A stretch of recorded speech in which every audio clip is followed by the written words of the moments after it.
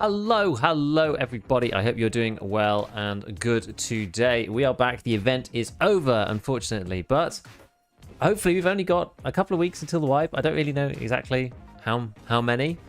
We don't really know. Early August, who knows what that means? Could end up being mid-August, as far as we all know, or maybe even late August. It just depends on what happens with good old Battlestate Games. But hello, Rabnif and Mr. Joe. Yo, the fellow tea drinker. I know, I was actually thinking I forgot to make a cup of tea, so now I'm just sat here in my room with no tea, which is a sad start, actually. It's a sad start, but I won't inflict that upon you guys.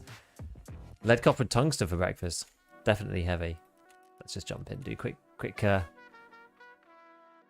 scav while we just get started here. The cross-platform greetings. My 14-year-old working hard during her summer holidays, making me tea right now. Damn.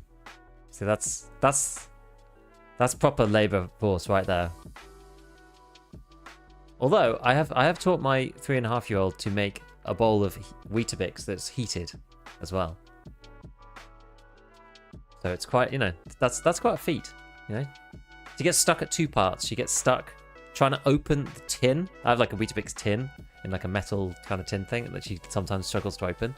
And she also struggles to pour the milk. If it's a good 4 pint of milk, she can't actually lift the thing properly to like pour it in without getting it everywhere. But other than that, she's doing pretty good actually. She's doing pretty good.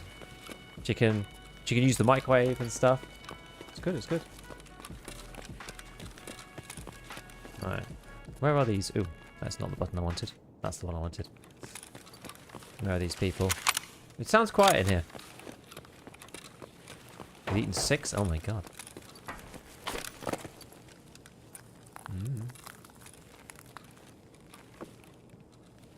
Just random scavs, okay. Anything better? Can we scavenge anything slightly better than what we've got? Any better guns? I'd probably rather have a Saiga, honestly. Latest vid with a couple of screenshots and stuff to wish this was handy. Maybe a more in-depth one ready for early wipe. Yeah, it depends what happens, doesn't it? This is the issue with these kind of videos. It just depends on what goes on. Oh, that's definitely a scav.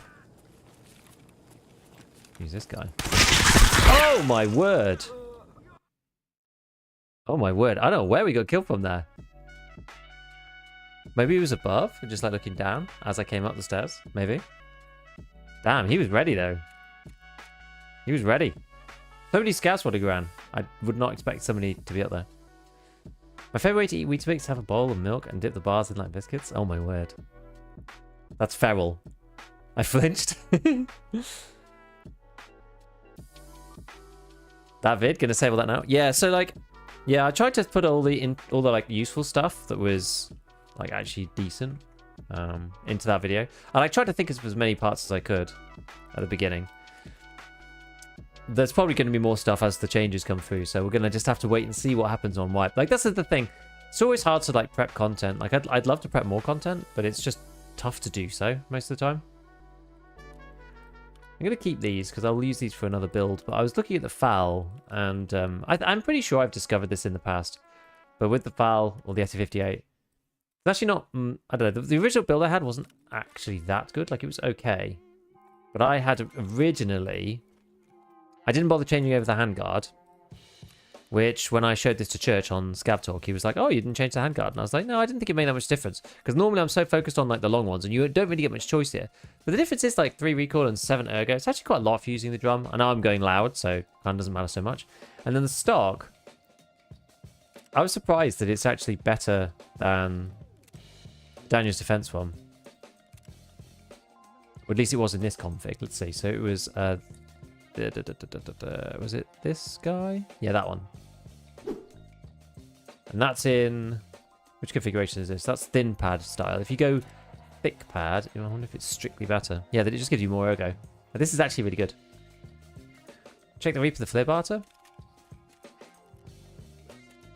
They don't seem to have taken anything away yet, so... Or maybe they have. It was Peacekeeper, wasn't it? Maybe it has gone. Oh, I'm on purple. I'm sure I clicked Peacekeeper. This one. The O-scope and the defib. That one's still here. So yeah, it's like 500 and something K, but you get a reap, but you get the whole M4 shebang with it. Event's still up. Nope, it's gone. It's gone. It's gone. Event is gone. Yes, this is still pretty much a zinger in terms of price to performance and of what you actually get for this thing. I mean, even if you sell the parts, like if you sell the growl, you know, you can get like 35k for it.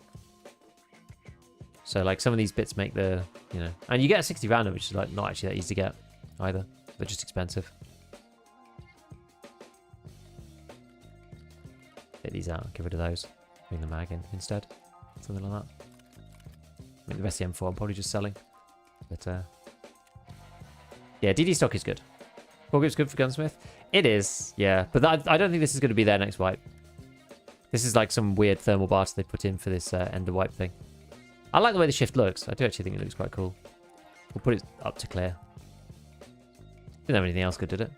Maul, M4, DD, like actual stock. Yeah, none of the rest of it I'm not bothered about. Yeah, so it's just interesting. Like the FAL's interesting because of the fact that you have these parts, which ends up being better, not using like the meta stuff. It's like got its own subset of things. Like, yeah, the handguard. Yes, this stock is kind of better than the combo, which is decent. So the event just ended, but Peacekeeper won. So who did the purple line? Nah, so I literally just got this. I got this and then a bunch of stuff. Basically anything that was on Prapple's task. Like, I don't know. They said that it was going to make a difference. Maybe they scaled the XP or something. But if you go onto completed tasks, it was called tested, whatever. Where are you? Time tested. So I got all this stuff. And didn't seem to be anything else. I asked some people on Twitter and no one said anything about there being another thing or a new thing. So I don't know really. Doesn't really seem to be much different. Gaplands co-op. Yeah, right. AKMNs. I do like the way the Fortis shift looks. So yeah, so we're going to be using this then, I think. Achievement for both. The achievement seems to be the same no matter what you do. So it's this. Choose your side and complete the arms race. So this thing, you get the same one, regardless of which side you picked. So you can't actually tell which side. It's a little bit unlike the other one. Let's go back to this, actually. It's a little bit unlike...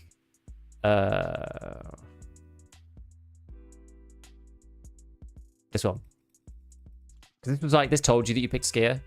So there's one for Peacekeeper, one for Skier, one for Lightkeeper. Maybe the results will rise to the next event. I mean, that'd be cool. I'd be up for that. That'd be nice.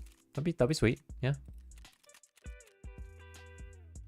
That'd be cool. I just don't know if they're going to do that, but yeah, I'd like a bit more of that kind of involvement, you know? I think that'd be fun. I agree with you. That'd be cool. What are we going to do with this repair? I don't know. I've not really used thermals at all this wipe. But like as a solo, they're kind of like, they're fine, but they kind of like lure you into a false sense of security sometimes. Like make you play in a weird way. Optic, I think it's working now. Actually, maybe we do a quick test now. A second test. We'll compare it to this one. It's going to be very, very scatterbrained approach to it. I'll just do one side to the other. Didn't get to streets. Kind of feeling the missing outness now. That's the thing. I tried to do the shortest path to getting it just because I kind of wanted to. Yeah, so this guy, if I go from here,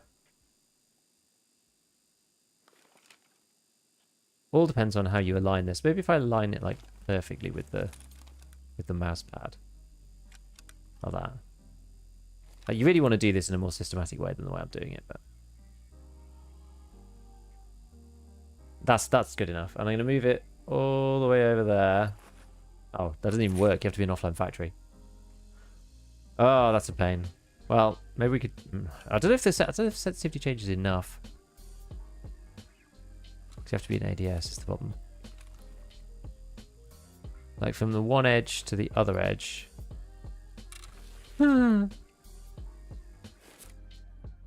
Let's do it in offline factory. It only takes 2 seconds to load in. Wait, did I press offline? I did, right? Yeah. Just a bunch of ammo. Well, it was mainly ammo and the PKP. But you only got one. You only got one PKP, so it's like...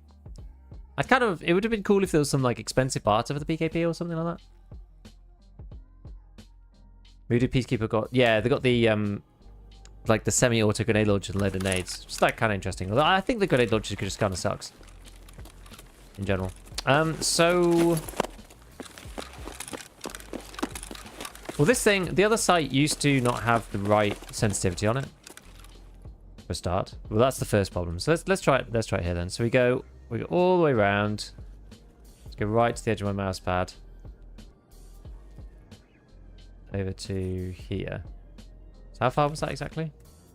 And basically come back to the same position. So we go 180 and to like the truck, something like that. Okay, that's pretty good. That's pretty good. I think we do that pretty well. All right, so it goes to the truck. So this used to overshoot. So if you did the same turn with the mouse, then you'd actually go further. But I actually think it's been fixed. Yeah, I think that's right, isn't it? Perhaps, maybe. Let's see. I'm gonna do it a couple of times just so we can try and decide. I'm sure there's a better way of doing this. We go once. We go around twice. Does seem like slightly further. It's kind of hard to tell. I mean, it's small. We're doing like 2 full 360s, so at this point it's hard to know.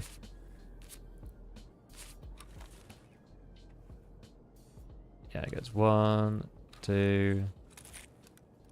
And that's it depends on how wide my angle of my mouse goes. That goes to the fuel truck this time.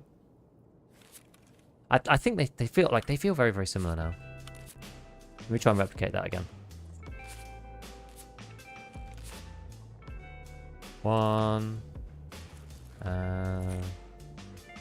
Yeah, I think like within the bounds of error, I think it's probably fine.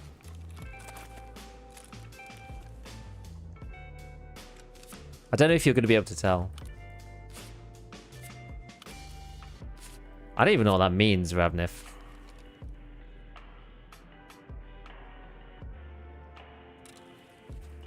I think they feel the same to me. I think they feel the same. Is that a 0-1 Condors? Surely not. My favourite. Never seen Monty Python Holy Grail? Oh, it's been a very, very, very long time. I don't remember most of it.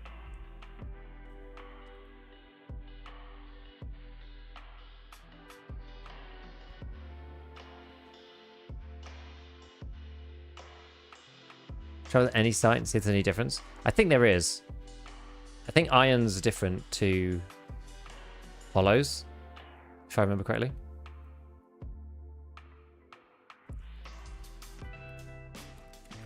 Okay, so I'm going to use this thing. I actually think it's really good. I like this. I like this optic a lot. The HCO. I think it's good.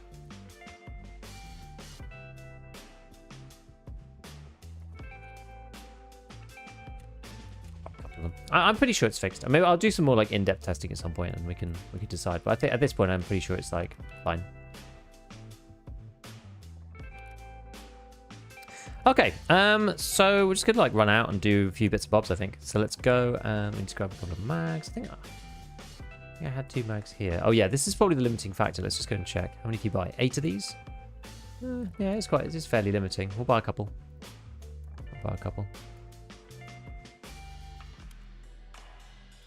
So mostly M62, and I do have like a decent amount of M62. It should be fine, I think. If we start getting a little low, then we'll start mixing in some M80s. But we've still got like 900 or odd, so it's not too bad. It's not too bad. What should we do that's actually interesting? This was like arena stuff, which I've just kind of stopped on for now. Oh yeah, there's this thing, Thirsty, which is like kind of hard, wasn't it? Maybe do try that. Eliminate Scavs late on Shoreline. Maybe we'll just do that. Just get a bit further with it.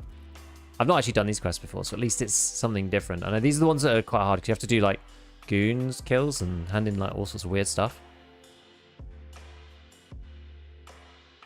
What's this one? Serious allegations. I've not done this one either.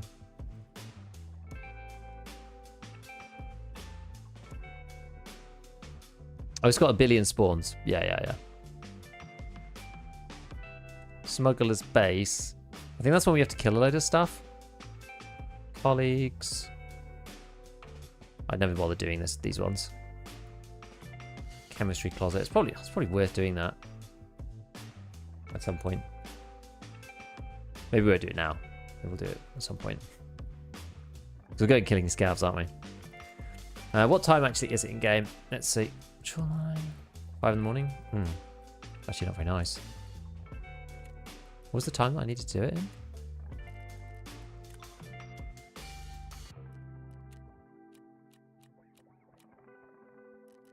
Wait, whose quest was it? Oh, I still have to do this bags one.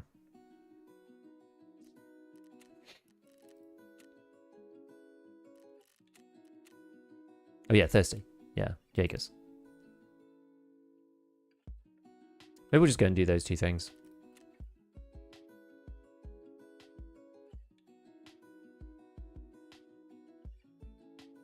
When Hammer Factory, the new melee weapon from Rev, found out after it does not count towards the quest Slaughterhouse. That is an absolute classic BSGism, that one is. They really need to make this work. Yeah, so 10 until 7. 10 until 7 is like kind of annoying.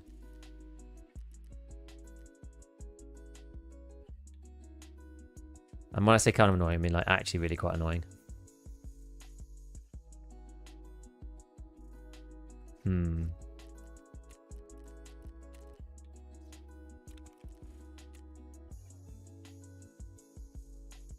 Maybe we'll do this one.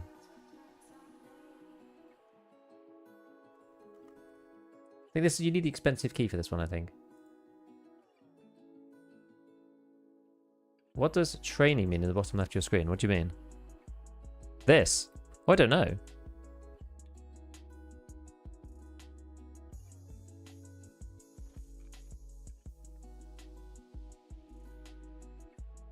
I don't know.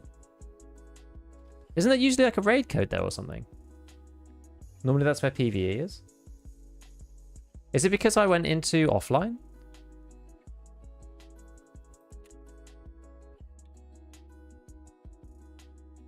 You were in an offline raid. It might well be.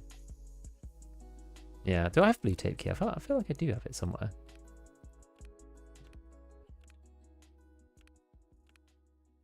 Maybe not.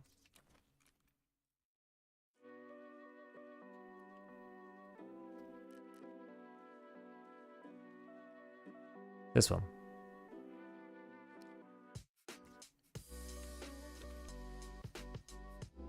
Yeah. Sand tape. Okay. Alright. Should we stop faffing about and actually get on with it? Don't know whether we're going to end up it being dark or not, but I don't really care at this point. Let's go!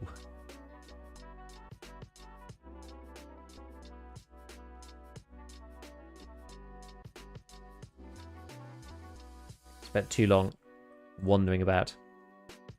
So the raid code is training. When you go to normal raid, it will give you the real code. I think that's probably true. Don't really know.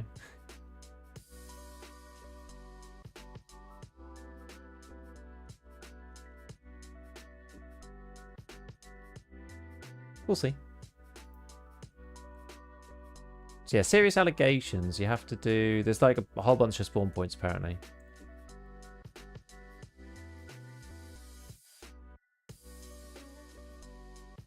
I'll open up the map just so it makes it a bit easier. Not some secret Giga Beef mod in Tarkov, dude. If it was, like that'd be legit. But I would be none the wiser that it even existed on my thing. So, what ammo availability change would you do for next wipe? Oh man, it's like a hard question because it depends what they do with plates too. I feel like you can bring M855A1 back to Peacekeeper 4. Like, we don't want to go too crazy. Like, 855A1 shouldn't be a craft, let's say. X2. I don't know what you do with that one. It's like, that one's complicated. That's a tricky one.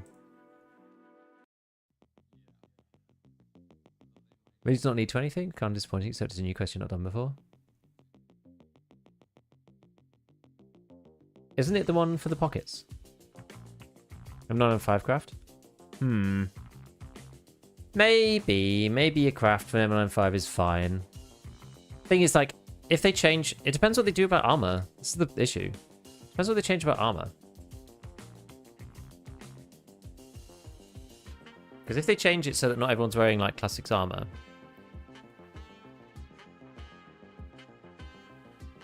I do think... Yeah, I don't know. Like, some of these changes, I can see why they did them, but then... With everything changing as well, it's like... What's... You know, did it really do what it was supposed to do? Like, M62 is as good against class 5 and 6 as M95 is, I'm sure, just because of the sheer armor damage it does. Maybe revert armor and add a thorax core. I don't think they're going to do that. I think it's too much of a departure from what they have already, personally. Pockets is the quest line we have to sell bags. Oh, whoops. Oh, well. Oh, we're actually in the swamp already. So let's go and have a look at what this one is then. Oh, it's over here, actually. It's not this bit, it's this one. Oh, wait. This way.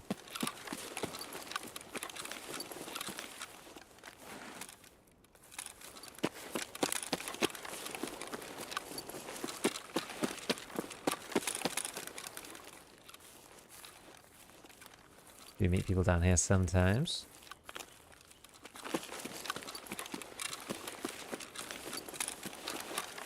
How far up do the mines start? Above this? Below this?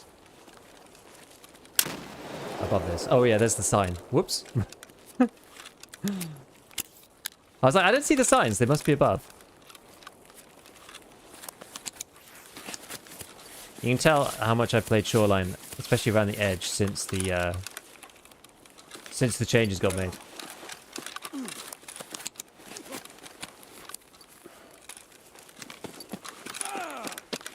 Like, how can we push this? How far can we push this? Not very far is the answer. Right, we'll patch up and then we'll carry on. Is there one in the first building? No, it's like these lot. Okay.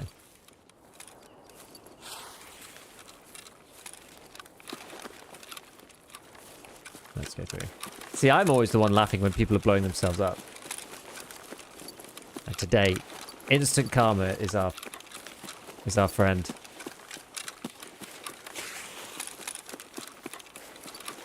So let's get in here. So this is the first one, and we go there or there. All right. Get ourselves in. Like, it's funny because I don't think many people actually know the swamp very well. Like, I personally don't know the swamp that well. There's all kinds of places where it, like, stops you walking and stuff, but just, like, there's nothing in here. There's no loot, no points of interest, like, nothing really. Kind of good at something. Like, I don't even know how to get into half these houses. Where's the entrance? On this side. Adding an armor shred round. Problem is in the arms race to make it armor better, so you have to make bullets better. Now, what they need to do is they just need to decrease the scarcity. So the armor is fine, but they just need to decrease the scarcity of it, so you can't just run it every raid. That's all. Why do I broken condols? Because it's funny. Literally, because it's funny. Let's see. So where the hell are you supposed to be in here? I'm in spawn number 3, I think.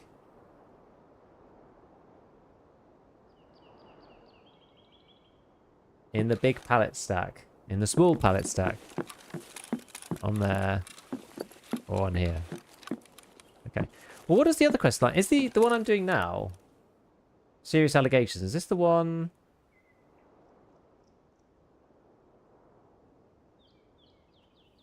Well, what's this quest line do then? Does it not actually do anything? It was the EOD quest line. Huh. Oh well, it would still be interesting to do it. Go have a look at house number 4 then. That one should be... not this one, but the one behind it. I don't mind doing quests for the first time. Like, it's when you have to do them 20,000 times, so it becomes annoying. Fine, I couldn't jump on that. Where is the entrance? In here. Okay, so... What the hell could it be in here? Am I in the wrong one? Oh no, in the pallet stack. Oh, it's actually right here. Oh. Okay.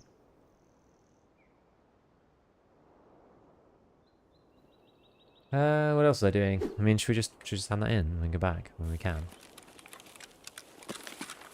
I'm not allowed to run that way. I mean, I'm right here next to the extract, so it feels a bit pointless to like roam through the map and then die with the item. Not the most interesting questing I've ever done, but...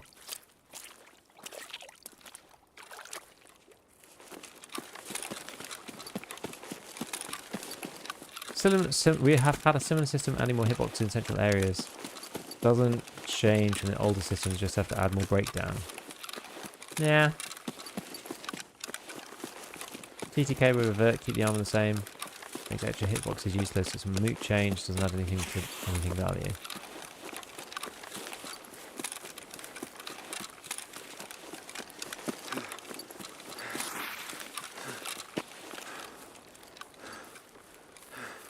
Yeah, I don't know, like...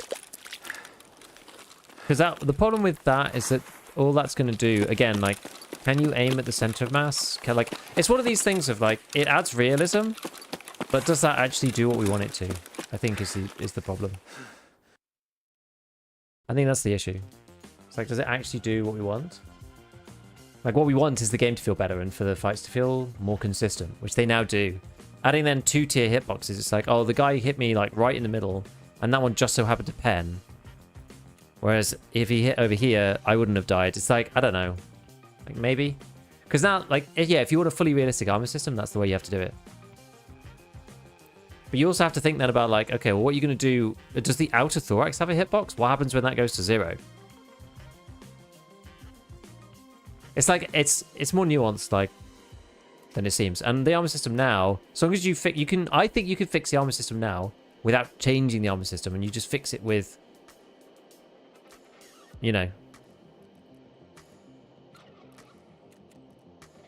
Which one was this that I even was finishing? Is this one? Ski's one? Yeah.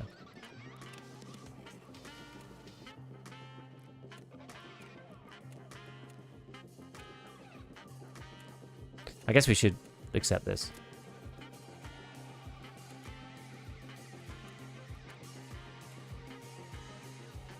I don't really care about that quest, to be honest.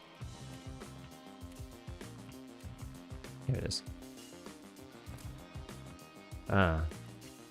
This is the value of... I've now started keeping lots of stuff. And this is why. I've started trying to keep like 1 or 2 of everything.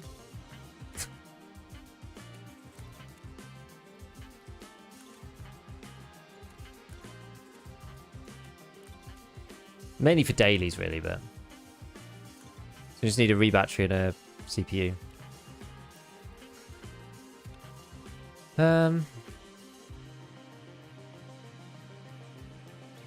I was doing circulate and then I filled my hideout with like more junk. What I really need is I need another thick box, really. One of these guys. I've like done most of these. Either 15 of those and a load of these. I don't know if I've got enough space. Do I have enough space in these? Probably not. Just need so much space. I probably need another holodelnic. Whatever, I can't be bothered to do it now. It's fine, isn't it?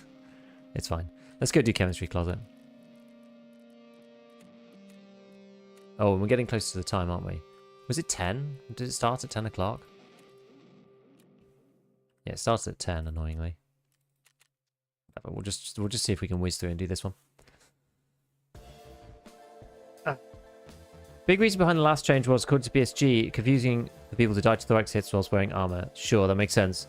Fancy thorax shot next to the plate was as deadly as a heart shot. Yes. What I propose would still mean critical areas protected, while giving more areas what you can cause non-critical damage if you don't own the best ammo. But the problem is, though, then it's like you're kind of like, that almost feels to me like a halfway house. Because the reason why it worked, sort of, in the early wipe, and before the armor change was made, was because anybody could kill anybody with kind of anything. And that was like a great leveler, and that was fine. But it was sort of too inconsistent and caused non-lethal damage. It's like, well, how much damage is it? Like, maybe it's a middle ground, but the TTK is super low in Tarkov. So I don't know whether... It's very hard to get that balance between... Oh, it's non-lethal.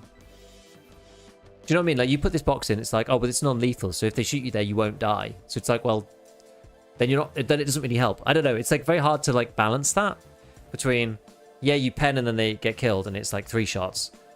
On the outside, it's, like, 5, 6 shots, and then in the old system, yeah... I don't know. It's just a bit weird. I think with the pen system, it does make it more complicated. If you're going to do the Pockets quest line, you should bring Sound Cells back if you see him. I do actually have one already. I saved one because, again, I've been so, like, scarred by BSG's quest design that I just am keeping kind of everything. System's good now. This is my take. The system is good now. You just need not to get Class 6 for free. I think that's it, personally. Low pen sheet for flesh, high pen sheet for center mass. Doesn't need to be a huge health change. I'm just not sure. The hitbox would be like arm hitbox protected by soft armor. But like on the chest, I don't know. Do you have the Goons armor and Birdo's bag as well? I don't, unfortunately. I haven't really seen the Goons. I've not gone hunting for the Goons. Who'd you go with for Peacekeeper versus Prapor? I actually went with Prapor because it was easier for me to finish it. Because I thought that I was going to find more PMCs than I was going to find Bassmatch and Gus, whilst also trying to fight PMCs. So I just went with Prapor because it was more straightforward. I actually probably would have rather liked going for Peacekeeper, but I didn't really have time to commit 5 hours to the hunt of Bassmatch and Gus, just in case I didn't spawn or couldn't kill them or whatever.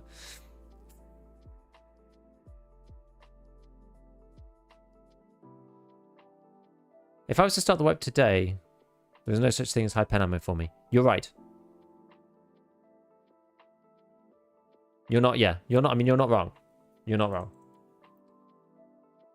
Like, I haven't figured out a really good solution for this yet. Over here again. Okay, well. We'll head into the shoreline. The actual resort.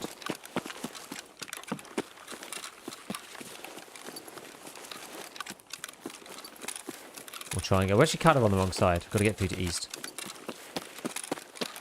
What's up? Hello. Hello, guys.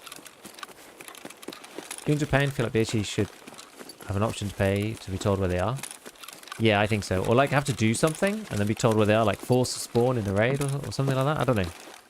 Like there should be something that's more like questy for it. Like, oh, you have to do these things and then you can spawn them. A little bit like it would be, you know, in like a single player game. Like, oh, you have to go here and you have to get this token and then you bring the token into the raid and it's like, you know, the...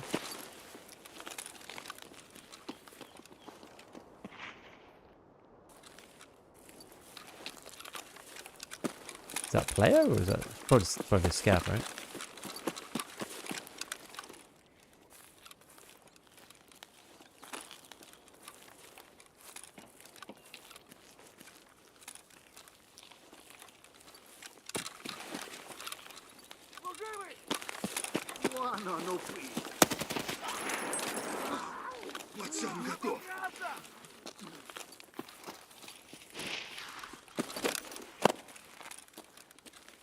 I can't see them there. Just Scavs then, I guess.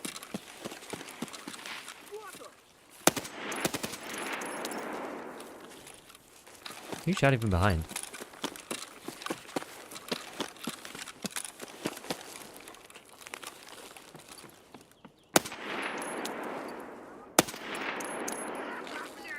Oh my god, the grenade!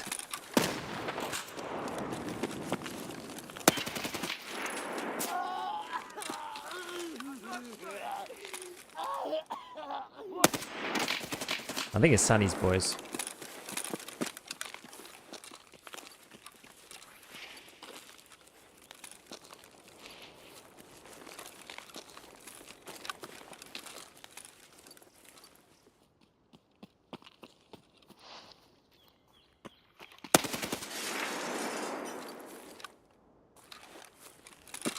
Okay.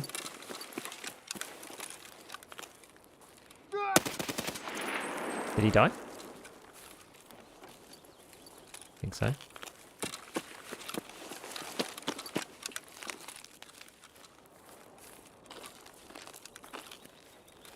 much more ammo have I got?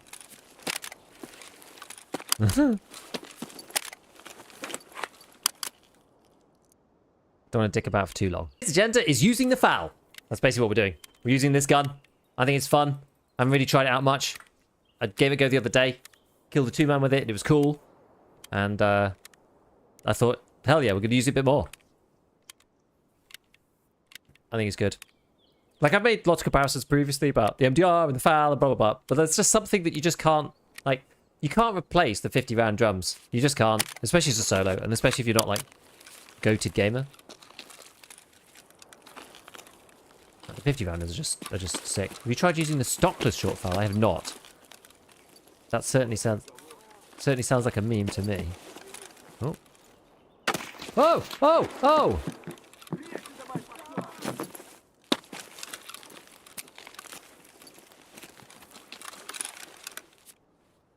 That's interesting. What is that? Player? I don't know. Could it be like... I don't think I've killed Sanitar. Like, could be Sanitar himself. It looked like a aimbot. It looked like a rogue or something. You know, so it must be the... Must be like the AI, I think. User golden star. I think, yeah, I think it's Sunny.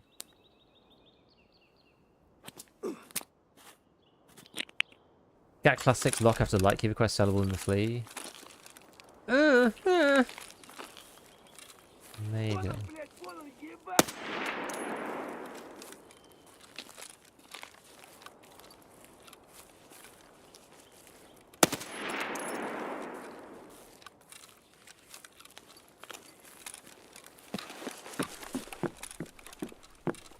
Wonder if we can win from in here. Let's go upstairs, see if we can do something from up here.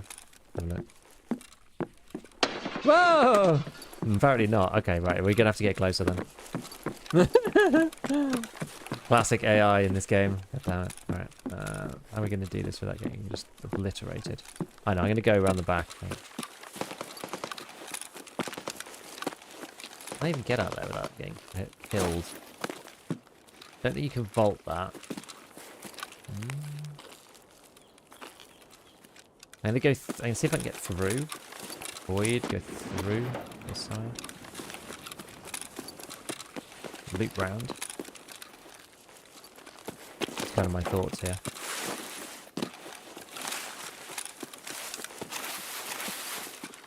Because like with Sani, like you don't want to be, especially once they've got a lock on you, you don't want to be fighting through just open areas. It's just not, and a long way away. Just not a good plan really.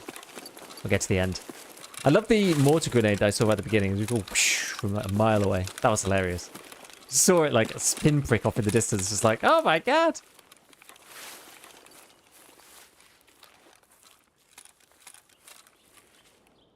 Oh, this is unfortunate. It's quite... That tree is not going to stop Sanitar from killing me.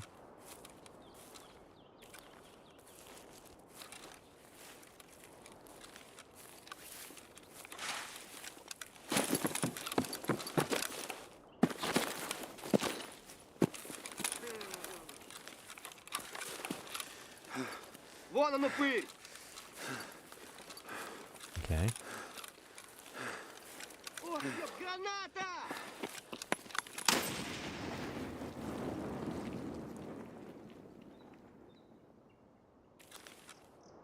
Ах ты хер ебучий!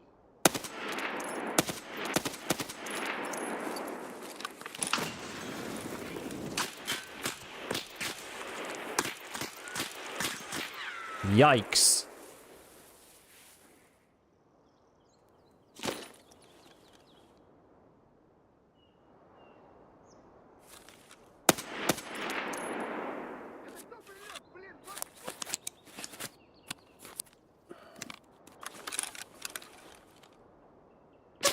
Whoa!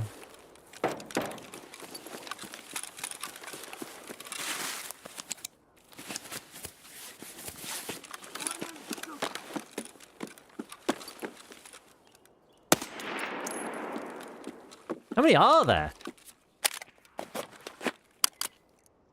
Jesus. How many are there? Somebody shooting Sunny.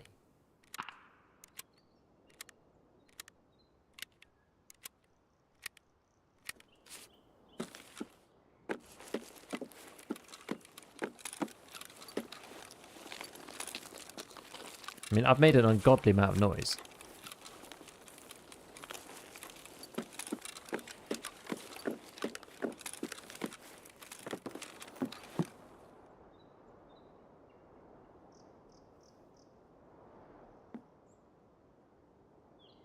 Oh yeah, this reminds me, I need to change my keybinds.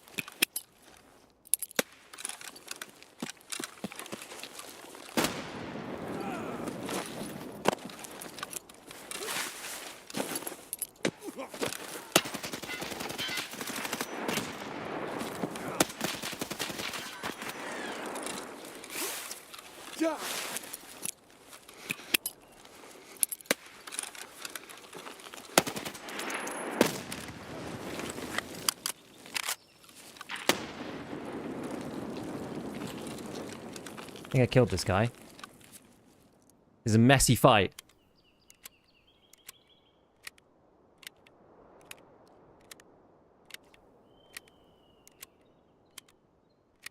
Holy crap.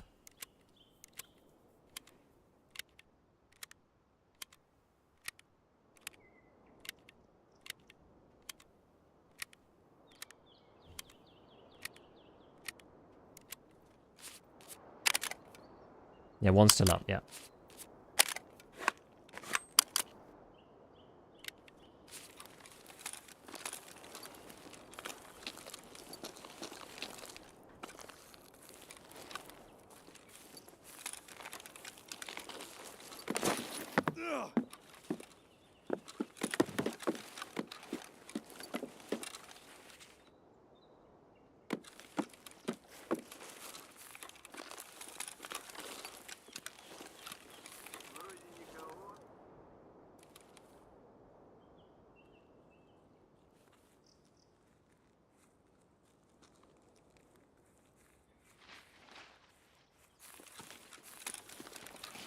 Блядь, тут нашего завалили! Gotta try and avoid the scavs from just being annoying. Make a bit of space. I kind of need to see a mess.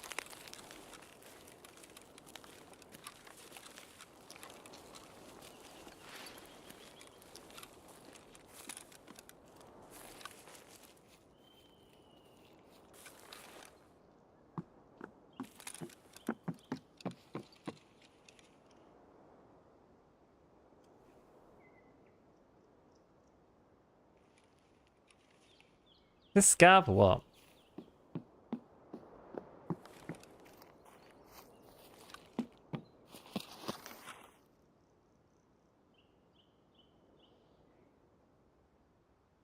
This is the scav here.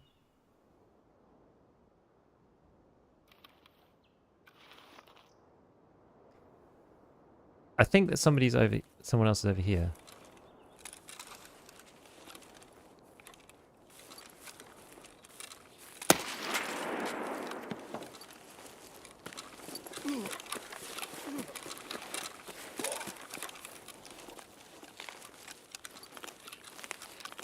Let's go pop in here for a sec. Let's get this leg fixed, because without that, we're going to start having real problems. Yeah, the guy at the hay bales had enough time to rebuild himself. I agree. Because I was fighting his friend. That's why I did take your head off on that jump. Me too.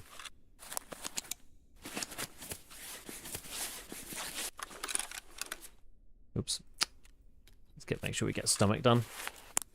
The same fight by joined where break it worked to literally chaos. Dude, that was nuts.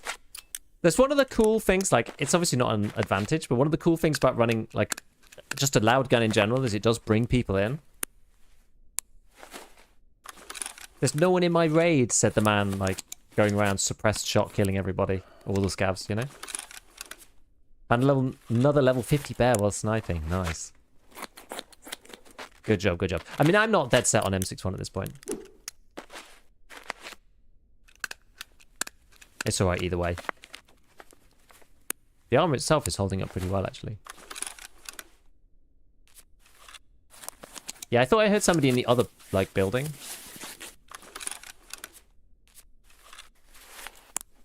I've used, like, 2 stacks of M62. It's pretty nutty. Hello, first time on the stream, watching, playing your YouTube content. Always makes sure to pick the game up again on the next fight. You should. I think the next fight's going to be fun. I think it'll be good.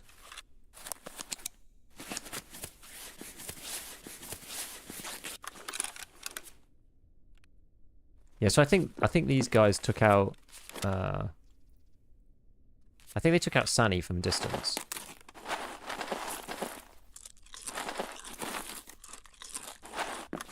Next fight's economy will be interesting. Yes. I agree.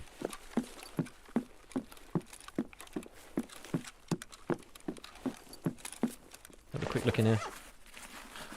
Yeah, if you don't have max traders, yeah, if you want to get class 6 plates, then yeah, if you don't have max traders, then Kibba's the best place.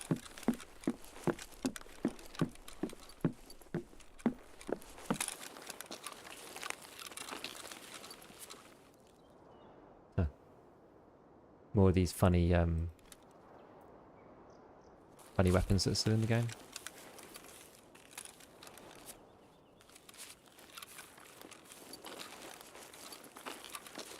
I wonder what the best play is. I wonder if I come around the whole outside. CBC Craft and Hideout? I do like that one. That one is good. Right, I think... Is this a guard or something? Yeah, this is a guard. Now this... I wonder if this is better than what I'm wearing. Not quite.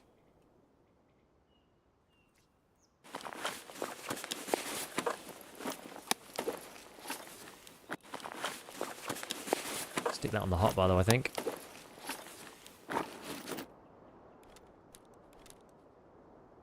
I might swap the mech out for the beta 2. Take the doodad.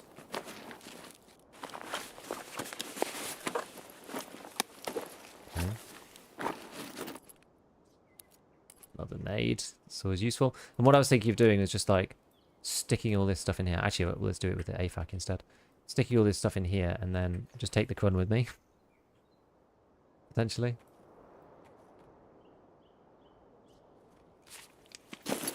Okay. Yeah, the event's still over. It is over, yes. Oh, you can't get over that like that. Not overweight anyway. Oh, actually, the Vepr ammo. Yeah, you're right. Your friends are right. Probably BCP or something, but... Oh no, it's Ultra Nozzler! It might actually be... Nothing might actually be better. Get me to use something else. This 1 round left bug is annoying. Anyway, we'll take it. I'm just going to keep it here. I'm not going to pack it into my mags. Actually, what if I... What if I take this out? We do it like this. Yeah, leg matter.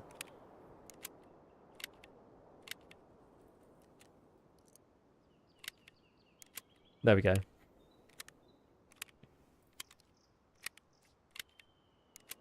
Pack this guy in here. So Scavs are spawning with high-end gear. Yes, it was because of the event. The event stopped, but they haven't patched out the Scavs spawning in with the high-end gear yet. I mean, the thing is, they're not high-end. They're like under 15 durability, so it was just the guns. You could tag mags and raid. Yeah, so question now, what's the play? Do we just go and do our thing in the middle of the resort? Maybe. I doubt whether we can find our friend. Like, roaming around above the... Look, over there. I think it's going to be too dangerous. I can't see anything now. I also need to find some food and water. Like, it would be kind of nice to go and find them. Peacekeeper 1, apparently. Would be nice to go and find the body and just see what the guys had, but... I think the first guy had an M4. I think the guy that I killed had an M4. I wonder if the second guy just left, though. Or whether he's just, like, chilling up in here. I feel like he was up there. Could always clear the building, I suppose. I literally can't see 2 feet in front of my face now.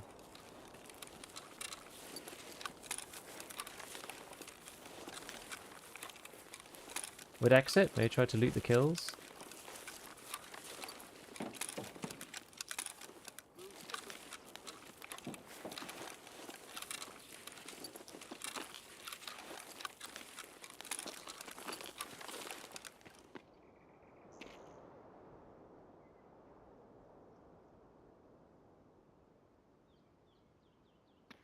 Пацаны, да сладко!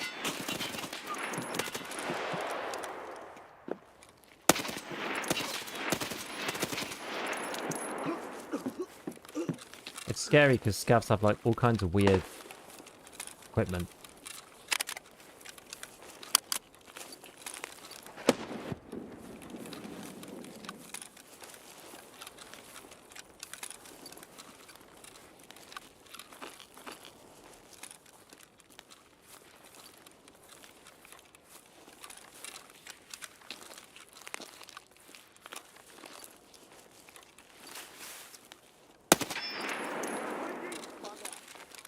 No one in there.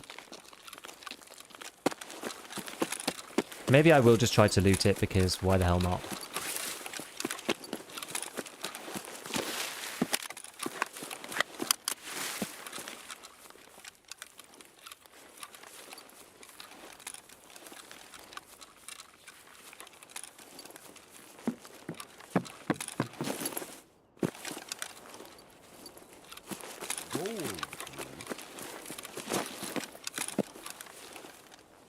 What do you think the likelihood is of them, like, actually having MVGs or whatever?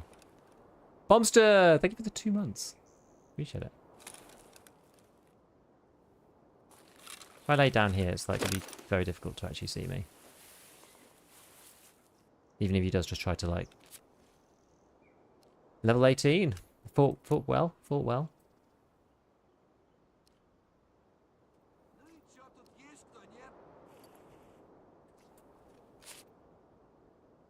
What's that? That's just Scavs.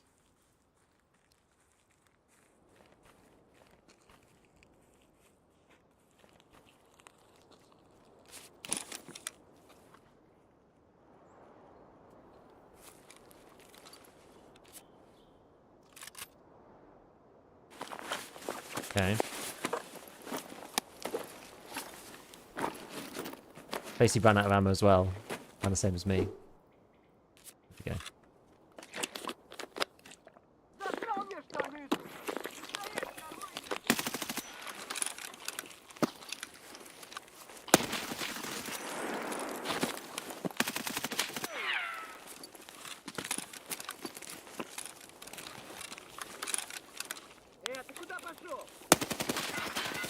No, no!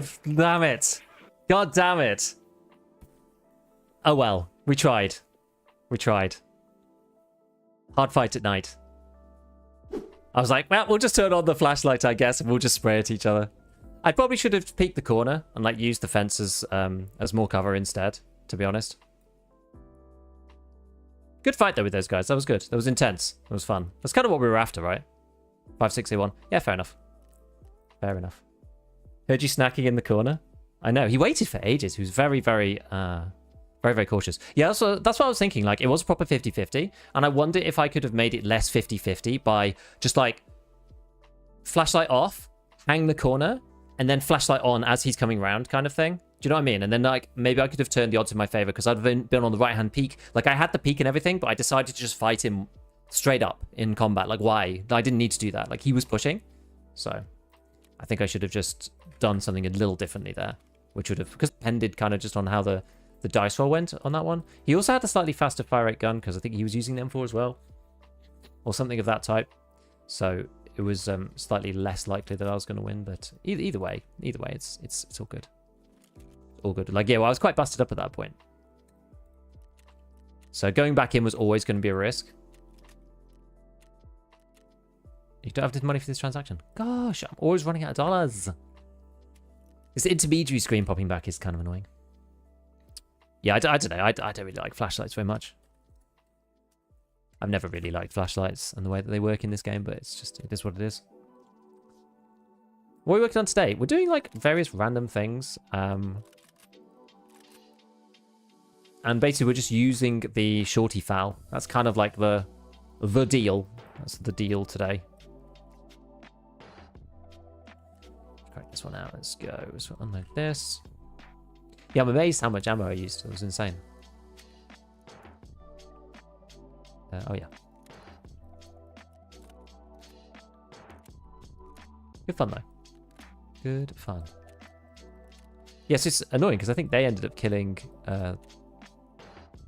Sanitar, unfortunately. Yes, HF can go in here, and then I need another. What did I use? I used the ETG, didn't I? Yep. Put ETG back in here. We'll take out the L1. We'll put another propy in, and we'll take another propy with us. That's what I usually do. Yeah, like, I'm not desperate to quest. Like, if you're desperate to quest, the best play is just to leave. But thing is, we're late wipe. Like, we know there's other players there. I'd rather try to go for the squad wipe, I think, at this point, rather than, like, play it safe. Because, like, because of the money count or whatever, like, we don't need to play it safe. So I'd rather just be doing... I'd rather, if we're in a cool situation like that, I'd rather get into more PvP and try to take the risk. It also makes me better too, right? Like, if we just, like, snuck in, grabbed Sanitar's thing, it's like, it's a quest I've done before, not really learning anything new by doing it. Whereas we've learned a valuable lesson in that one, which was about, you know, the night fight and not getting into a situation where I'm basically putting myself, like, I'm removing an advantage that I did have. Not necessarily putting myself at a disadvantage, but I'm removing an advantage that I did have through stupid play. And so now that'll be, you know, in the memory bank of, like, kind of what not to do. Which these things? Do these just sell for their value? 50k? Well, pretty much. Pretty much. Actually, I'm just going to sell these. I can't be bothered to keep them. All right. But now we can go MVGs because it's dark enough and we can actually do that quest finally. What's the bosses for these now? RFID, 1 moonshine, and the dog tags. Which is the RFID reader? 140k? Not much. Just buy one to replace the one that we use. All right, so bags wise. Oh yeah, I still need to do that circulate one. Circulate's a funny quest.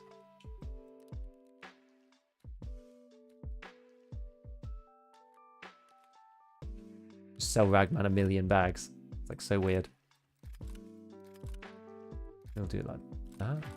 PKP in there, and it's only 1 square. There we go. Ah, that's better. Yeah, we're quite close. And we might actually be able to finish circulate. Maybe we just do it now while we're chatting. This corner was bangable, so the peak wasn't so good. Yeah, but I think it would have maybe helped a little bit. It would have maybe have helped a little bit. Like, it wasn't a great... It wasn't great, but you do lose damage and stuff through fencing. It is true. You lose a bit. I don't know how much. I think maybe it depends as well on the thing. We'll do rigs because they're actually smaller, so they're going to work with my stash space a bit better.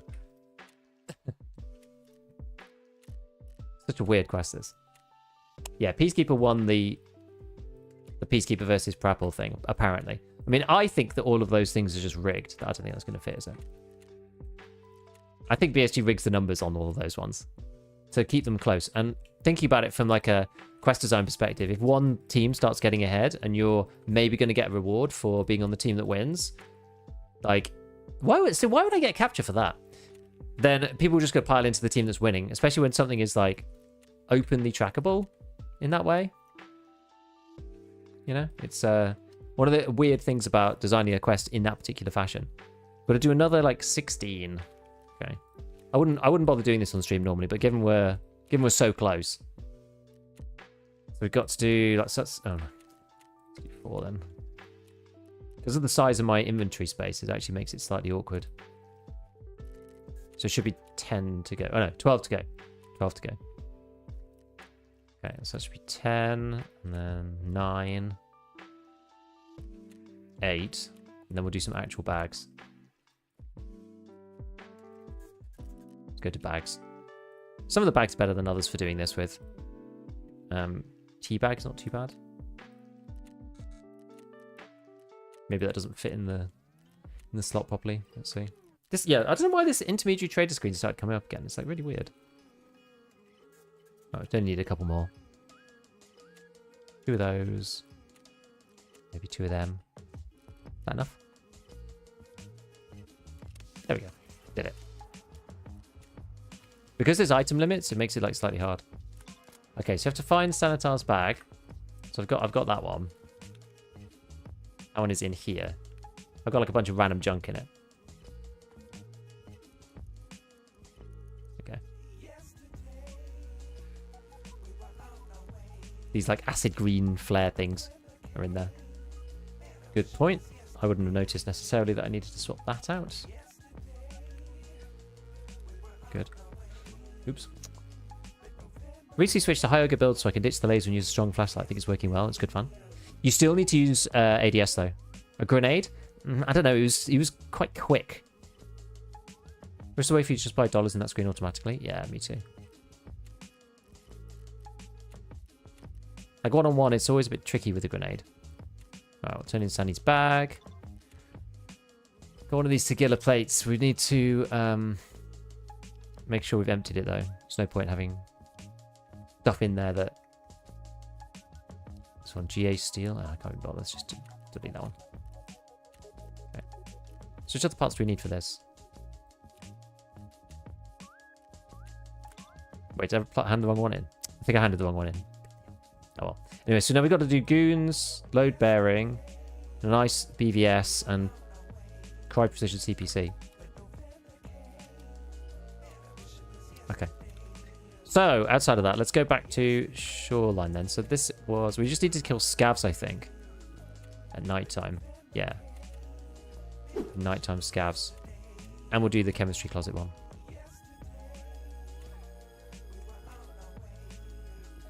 Anyone know how the rewards work for time tested? You just automatically get the PKP? Yeah, I think so. You just get the rewards. Usually, if you've participated and got to that event, then... I don't know whether it's you have to get 1 kill or something. I'm not sure.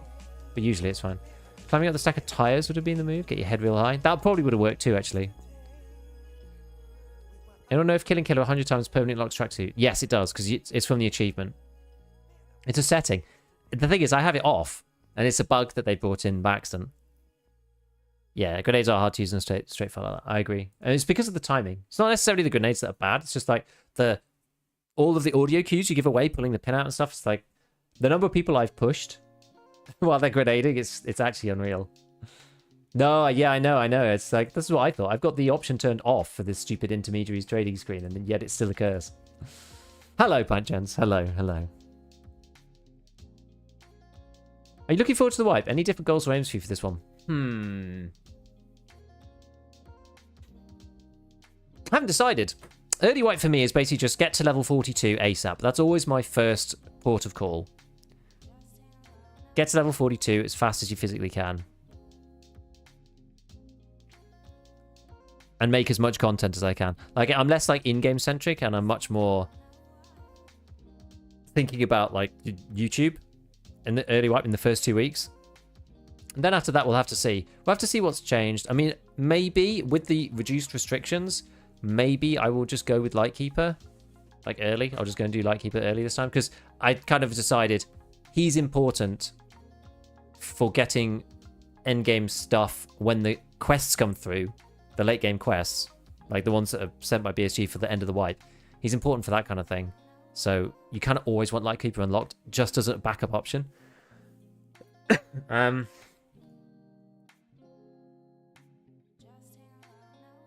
I'm not going to go for Kappa again, I don't think. I just don't have time for that. It takes too long. I might do hardcore again. I don't know, though. I'm not sure. No, I need to decide, really. Will this be a short wipe? I would have thought so. Hate that it's not an even 6 months. I wish they just carried on doing the 6 monthly thing, because it was so much better for people, right? And they could let people speculate about the date of the wipe, and is it going to be early July, or is it going to be, you know, early June or end of June, whatever. Like, that was quite fun, but without disrupting everybody's plans, because now no one's sure whether it's going to be June, July, August. Like, no one really knows. And then is it going to be a short wipe to December? Just makes planning the year out really annoying as a creator. Not that really matters, right? Like, they don't have to pander to me, but it's just a pain. But it's nice, you know, people kind of know roughly when they might, if they want to take some time off, whatever, if they're like super Tarkov fans, whatever. It's just like, yeah, the wipes being the way they are is a bit annoying. I wish they'd kind of stick to something a bit more normal. But they did August last year, so maybe they decided that this was better for them. Do like a big wipe, big summer wipe. And to be honest, they maybe have done it, maybe it's been data driven, because the summer wipe is usually the big one now. And then they do like the sort of, well, sorry, the winter wipe is the big one because it lasts for the longest, is what I mean. And then they do the shorter one to add a few things in the summer just to keep people occupied until winter. So maybe. Big soggy baby wipe. I've seen so many baby wipes over the last 3 years, you wouldn't even believe.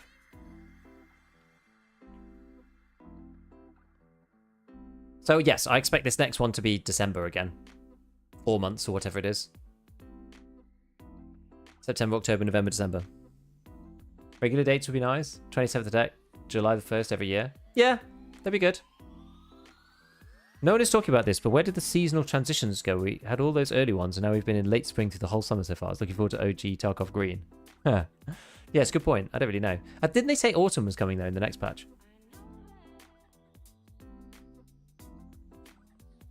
Want a new map? I don't think we're getting a new map until Terminal, which is on 1.0. Oh, I'm down here. Okay. Okay, this isn't god awful. Oh, I didn't bring a bag. No, not that it actually matters.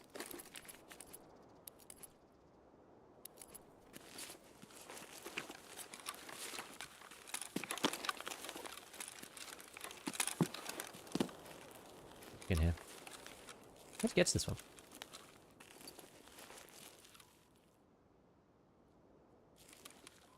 Is this just really hard to get to now? What's the deal? Is town not happening? They said it's DLC. So it's basically post 1.0. So I'm not really sure what that means. I got Mark 47. Look at that. Lovely. So next wipe, or maybe it's next wipe, they've got plans that these ones aren't going to be 100% durability when they come out of boxes. Which I think it's going to be actually a bit annoying. Get it from the top of your crouch? Yeah. Yeah, you probably can. How bright actually is it? Not. It is dark AF. Alright. Alright. Oh, let's do this. There we go. Maybe I should turn it off completely, actually. Given this is actually a night raid. I'm thinking I should turn it off completely. Did you make a video about how this site is bugged? And did it get fixed? I think it did. I haven't had the chance yet to test it extensively, but I think it did. I don't know about the undershooting thing, but the sensitivity, I think, is fixed now. So now I think it's the same sensitivity as the EOTech Hollows. Which is clearly much, much better. This is like a terrible place to be running. I was like, oh, it's darker, so this is going to be nicer. But the issue is, there's not really anywhere to go. There's no like terrain undulations. Maybe we'll just go on the other side. Yeah, so town and suburbs, they said a DLC, so they're going to be coming after 1.0. The only map that we've got left is Terminal, which is actually going to be right down there. So we're pretty sure. There's like a whole bunch of stuff that they've shown. You know, it's in the raid series. That section of Shoreline is. And then Nikita's showing off like the mortar strike thing happening around there. There's like lots of stuff around in that area, so it should be important. And Terminal apparently is going to be this kind of, you know, single-player-esque experience, so a bit more like that than Tarkov is normally. So some kind of scripted end game, I guess. It's like one route to escaping from Tarkov. I don't know what the exact requirements are going to be for getting out of there. But it's kind of interesting because, you know, in the raid series we see the main character there try to leave. He gets given like a key card to come through and they tell him to, you know, go F himself. Does the thermal scopes light up on the MVG? No, I don't think so. It'd be cool if they did. I don't think they do.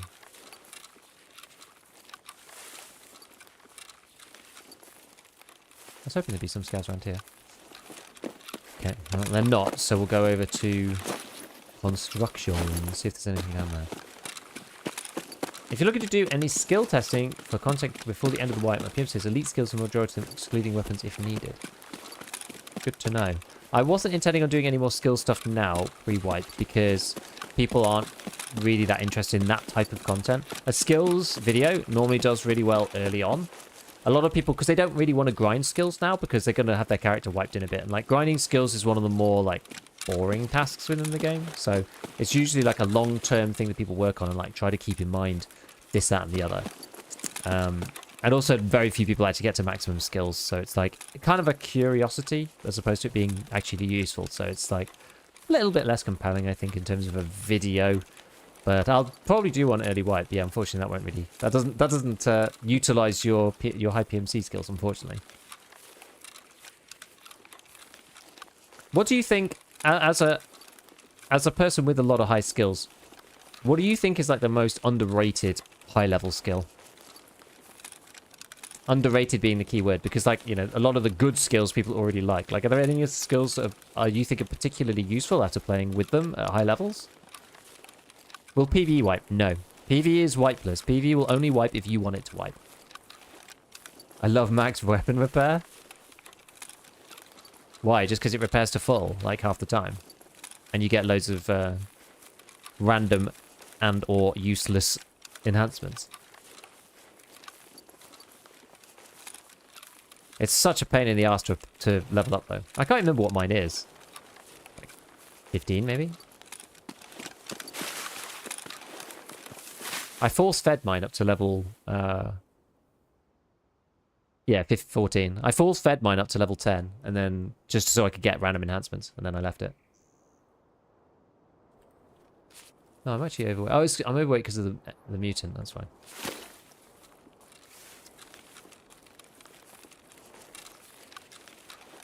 Max crafting. Let's just craft BP and 5501 together on repeat. This is true. This is true. The problem is, who has max crafting this wipe? I don't know if anybody does. I mean, somebody probably does, but... Where should we go? Should we go Pier, or should we go Weather Station? Maybe we'll go Weather Station first.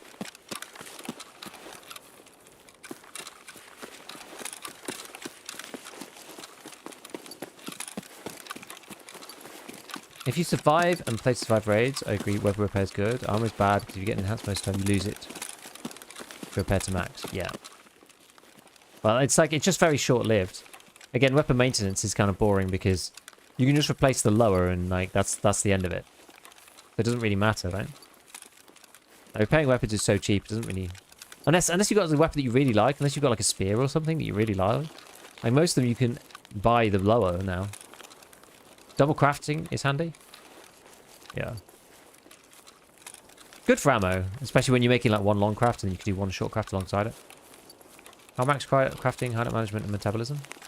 Yeah, metabolism was the one that basically everyone gets, and then crafting and stuff. Like, I think mine are only like mid-30s. Like, I don't craft all the time. I'm not crafting like all day, every day.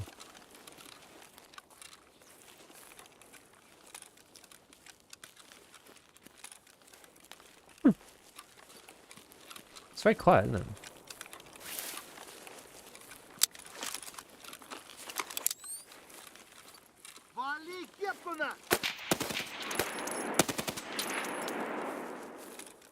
Just the one? Or is there more? See if there's any others. I'm surprised the scav didn't hit me there.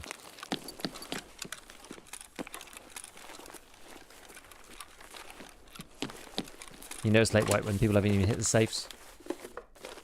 We like the arse house, such a pain to get to.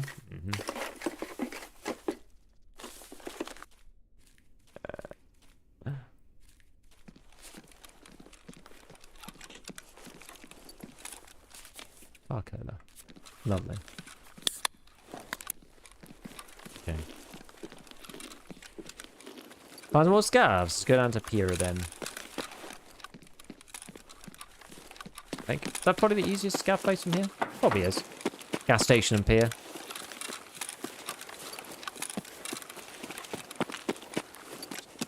Yeah, I need to be a little bit more cognizant of my loud gun.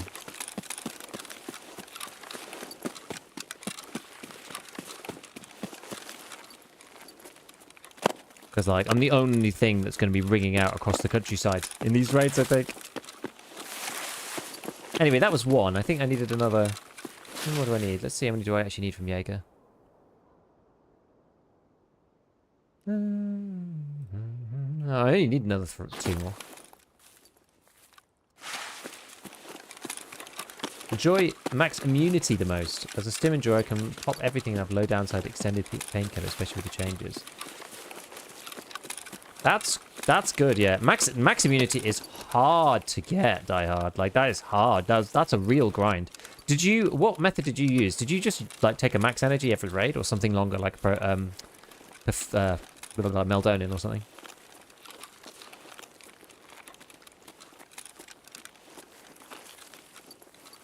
If somebody jumps me, by the way, I'm going to die because I'm not looking at the screen.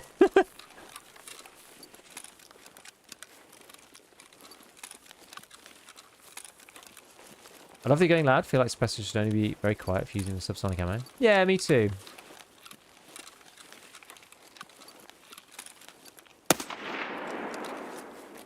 I wish there was more loudness in this game.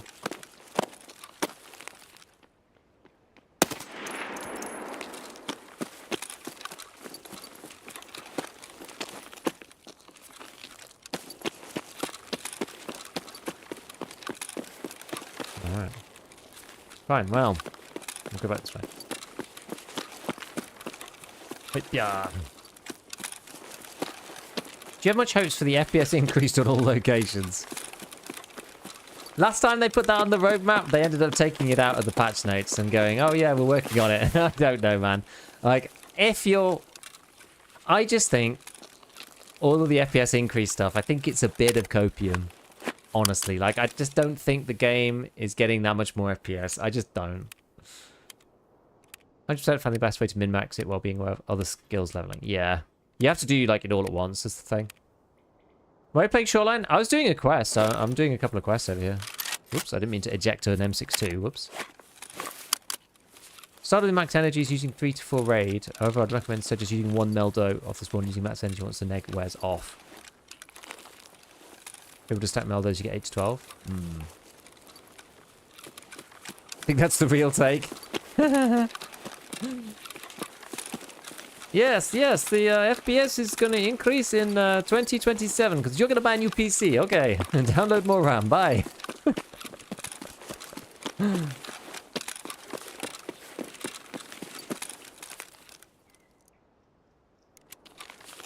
FPS is a deeper problem. Yeah, I just don't think they can fix it. Especially Streets of Tarkov. I just think that they've bitten off more than they could chew with Streets. And I don't think that they can fix the problems that they have with it. I just don't.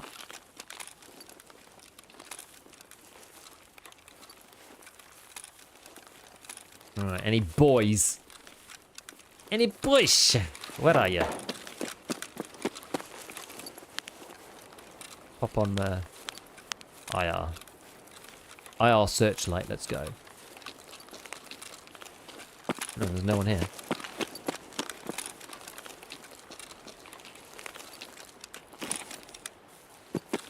I thought there were supposed to be tons of scavs. Oh, I don't know. I don't know. Maybe it's because of Sunny. Goons onwards. I do kind of need to start hunting the goons. I've never really done it. Maybe we should start. Sane has managed to boost FPS by fixing the AI. Yeah, the thing is, if you go into offline streets, right? This is the thing that's weird. If you go into... Oh, it's not even weird, right? It just makes sense. When you go into offline streets, the game runs, like, really well. As soon as you add bots, either online or offline, it tanks your FPS to shit, you know? So it's something to do with their AI, the calculations of the AI, the way that the entities render on the client, the networking, or something. Or a combination of all of them. I don't know what it is, but it's some aspect of that.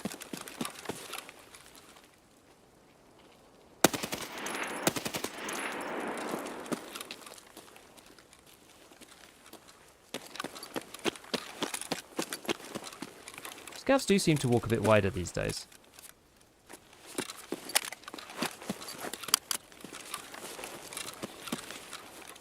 Kind of interesting.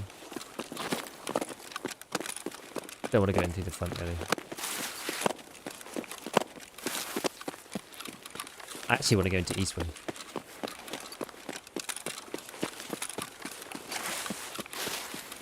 The reason why I'm evacuating so hard is because I just don't want to be anywhere near where my gun was firing.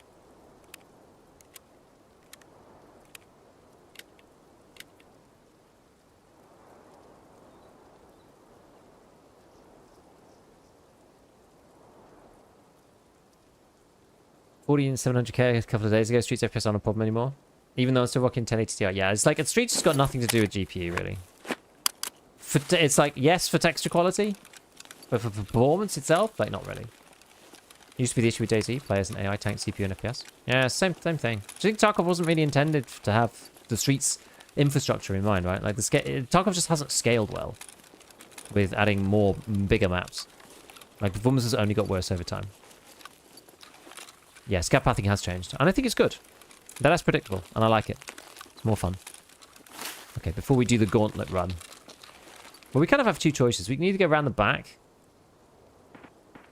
Oh, somebody firing an M4, sounds like. We can either go around the back, or we just run the gauntlet through the middle.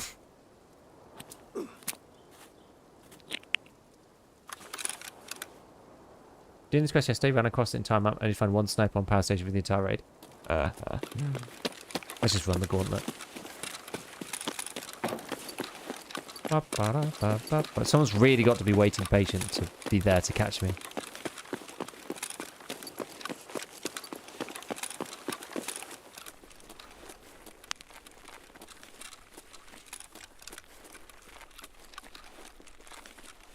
Which one is it again? Not this one.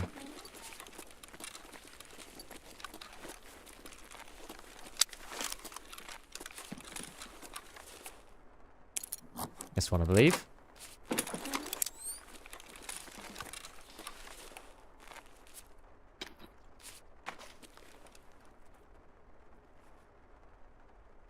The old LEDX spawn sometimes.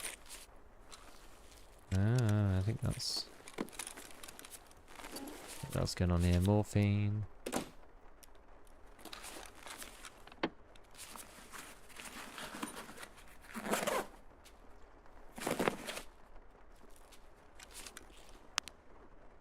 Oh, that's a scav. Nay worries about that. Tourniquet. What's this thing? Chainlet. Rubbish. Rubbish. Alright.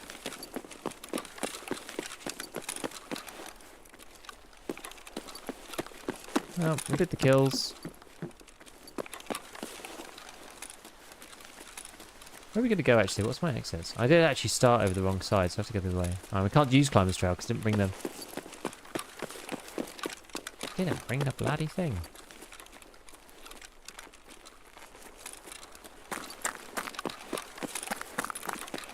Alright, we'll go this way. Guess we'll go up and out through admin. Maybe we'll actually cross over that side.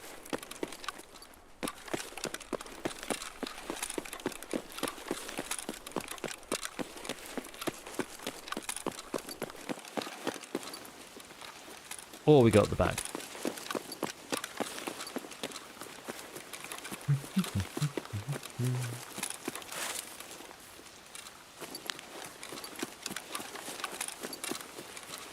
What's the deal? 3 to 4 max energy a raid or use a Meldonin at the start. And max after res are thing to be aware. If you're leveling strength and endurance, if you're over the elite skill, you stop progression from using Meldo. Oh yeah, I see. If you're like over level 50, you won't get XP. That makes sense.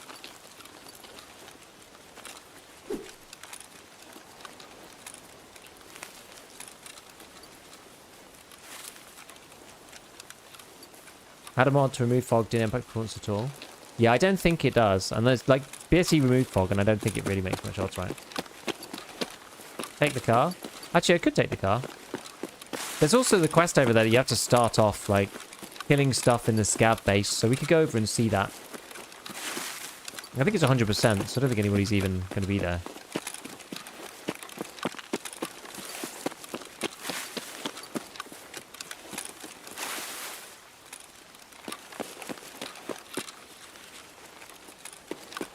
Yeah. I think you have to kill like a bunch of targets over there. I think that's the quest, because I looked it up before and thought, how am I going to get targets over there? I mean, Night Shoreline is going to be just like, in terms of player base. In fairness, we had a cool fight on the last one.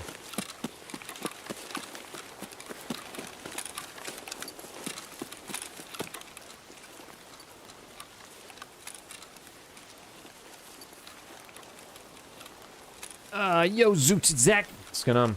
I need help. I have some good guns and ammo from Midwife, but I have no armor. I can only buy like Osprey and level 4 plates. What level are you?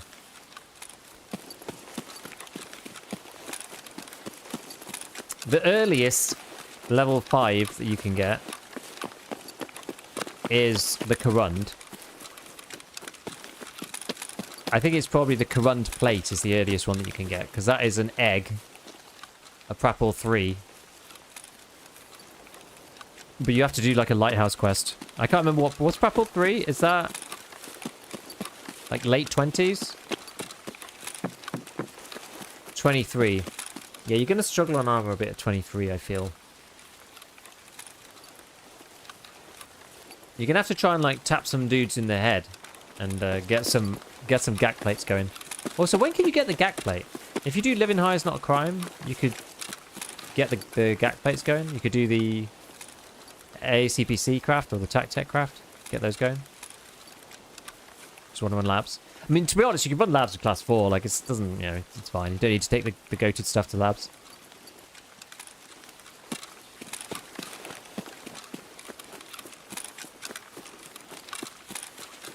How like invisible is this in the night? Yeah, quite.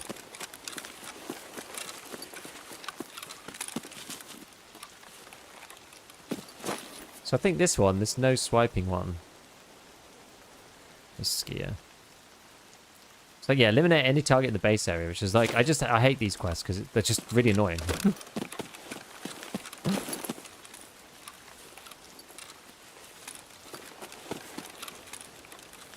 Do a lot of scavs spawn in them, or like I've hardly fought around here. I feel like it's just going to be empty of AI.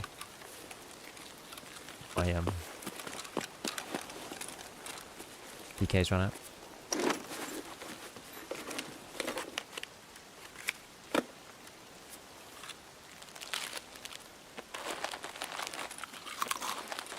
Have you ever seen a scav here? Yeah.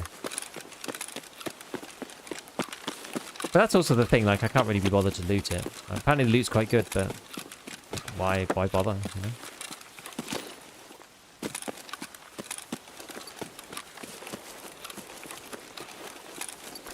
Hey-ah! Hello, Samson. All good, all good, all good. Shooter born in heaven yesterday. Streets was by far the worst map. Like 2 scopes. The worst actor to use. Oh yeah, 40 FPS on the streets. That was with a good PC. Yeah, it does make it tough. Iron sights, Mosin. Fighting people with spears. That's the way, right?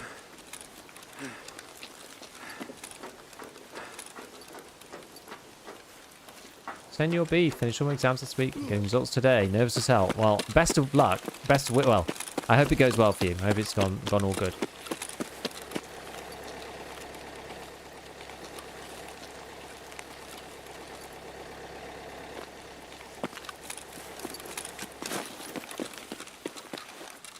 No, we'll just hide up here. There's a hole in the fence. What, over here somewhere? That one. Where you can go under. Could have just, I don't really like crawling, yeah. I wish they'd add an MP18 as a possible weapon shooter one. It'd be good, actually, if they did. Good to know, though. Common shooter one kills done by sitting on top of the vehicle extract. There was a really cool spot somebody posted on my Discord the other day, and I wasn't actually sure exactly where it was.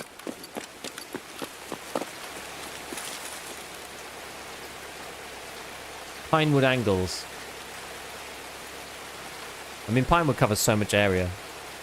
You could be on that corner, kind of looking out towards Beluga. No, that's kind of good. And then also there's the entrance to MVD. Like, I've died so many times from Pinewood, going into MVD through the tunnel, the little like archway. Died so many times. The other one that's like kind of good is, again, in that sort of area. If you go through MVD, then you've got the train. The like broken train just outside the Sewer River extract, like lying on the train. That can be quite good because you can see down to the cinema and people go into relaxation room for the loot. So that's quite good. You talk about breakfast spot. You got shot from the garage behind Lexos. It was somebody, I can't remember who posted it. Somebody was really high up in a building. It almost looked like they were looking over Sewer River again. I'm not sure which building they were in though. It sort of looked like it, but I wasn't sure if it was that one.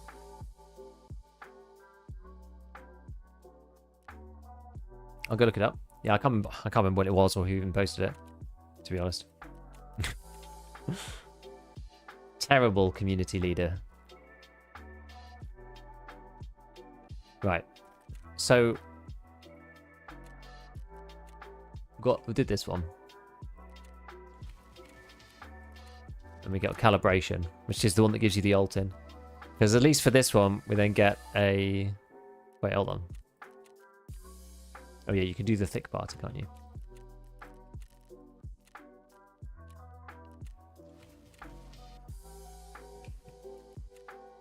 Thirsty breadwinner.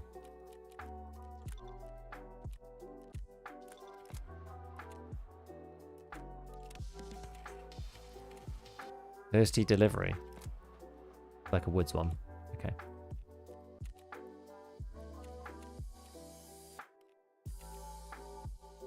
Rip rounds, great.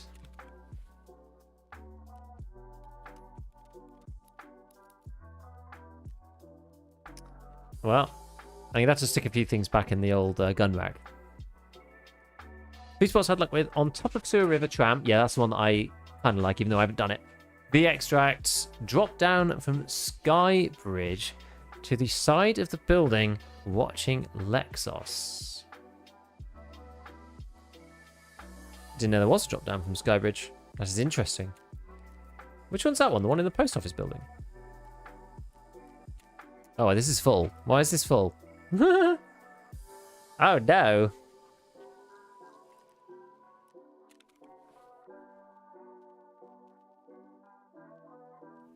This is the spot. Let's have a look. Yeah, this one. I couldn't really make it out. Cinema, hard to shoot through it. Oh, I see.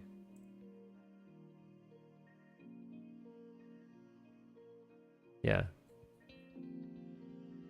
Yeah, Spin just tagged me in the Discord. Indoors on cinema and you stick your face on the glass. Yeah, well, okay, that's the thing. I guess if it's like one of those ones where it's like almost impossible to actually shoot through it, those ones I'm usually not that fussed about in general. It's probably because I had a whole thing here that's just like empty. We're going to put in there. One of the CPCs, I suppose. Let's just sell some of these things. Need to just get rid of some stuff. So we've got AHF1, which I'll keep. Sell the L1. Sell that. I'm going to keep the GPU. We'll sell the suppressor. These always go for more than 4 rams. I don't know why people pay. They just can't be bothered. People are so lazy in this game. It's crazy. I said I'm trying to keep a lot of this stuff now. Like random things. Not IFACs, but propanes and diaries and all of that kind of thing. Because like, just so often you end up needing them for like random stuff. Oh yeah, we got rid of that rig earlier, didn't we?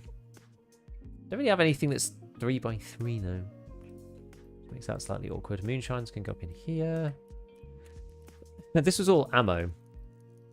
This can all go in like weapons ammo crates things. Stick this all down there if we can. Although a lot of these are full at this point, which makes it a bit awkward. These full? No. We can get rid of these. Don't need those. Get rid of those. Okay, that's helped a lot. Bandage. What type of rip is this? Oh, 12 gauge rip. Ah, the most useless of stuff. The 12 gauge rip just doesn't need to exist anymore. There's actually no point with 12 gauge rip. 12 gauge rip got ruined when they changed the leg spillover because it can't two-shot you anymore. So you may as well just use super performance. There's no point using rip. We'll fix this Euros section. Okay.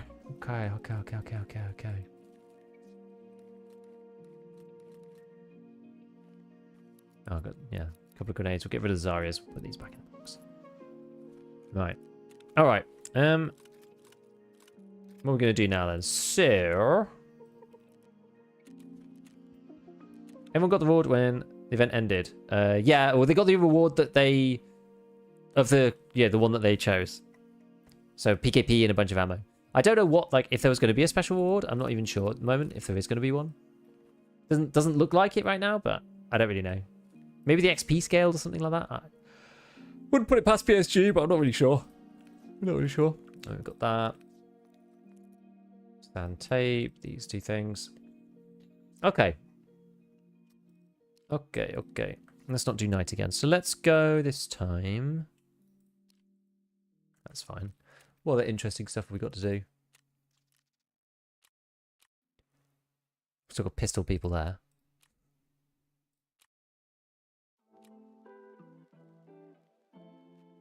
I refuse to do this quest. It's the most brain dead quest ever.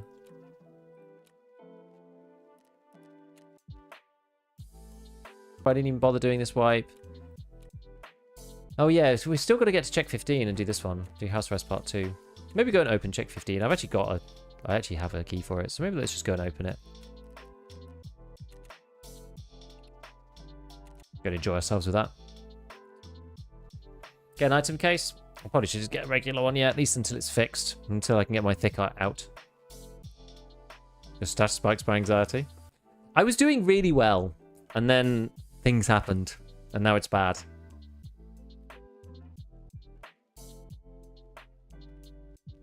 Sag, I thought Rip was good.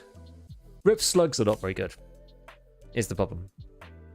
I mean, they're fine. They just don't do what they used to do, which is a shame.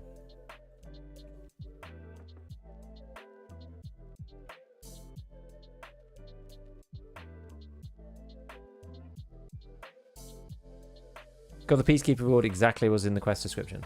Yeah, I don't think anybody got anything special for it yet. They might put something else out, but I don't know. Let's see, is any Tarkov news? Is reselling back with Fan and Raid ditched? They're gonna you're gonna be able to. They're gonna keep it off. They're gonna keep it off. So Fan and Raid is like gone from the Flea.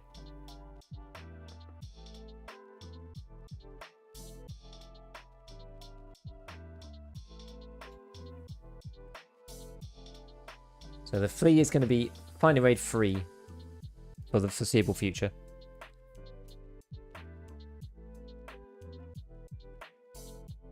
Did they release achievement and rewards for the end of the event?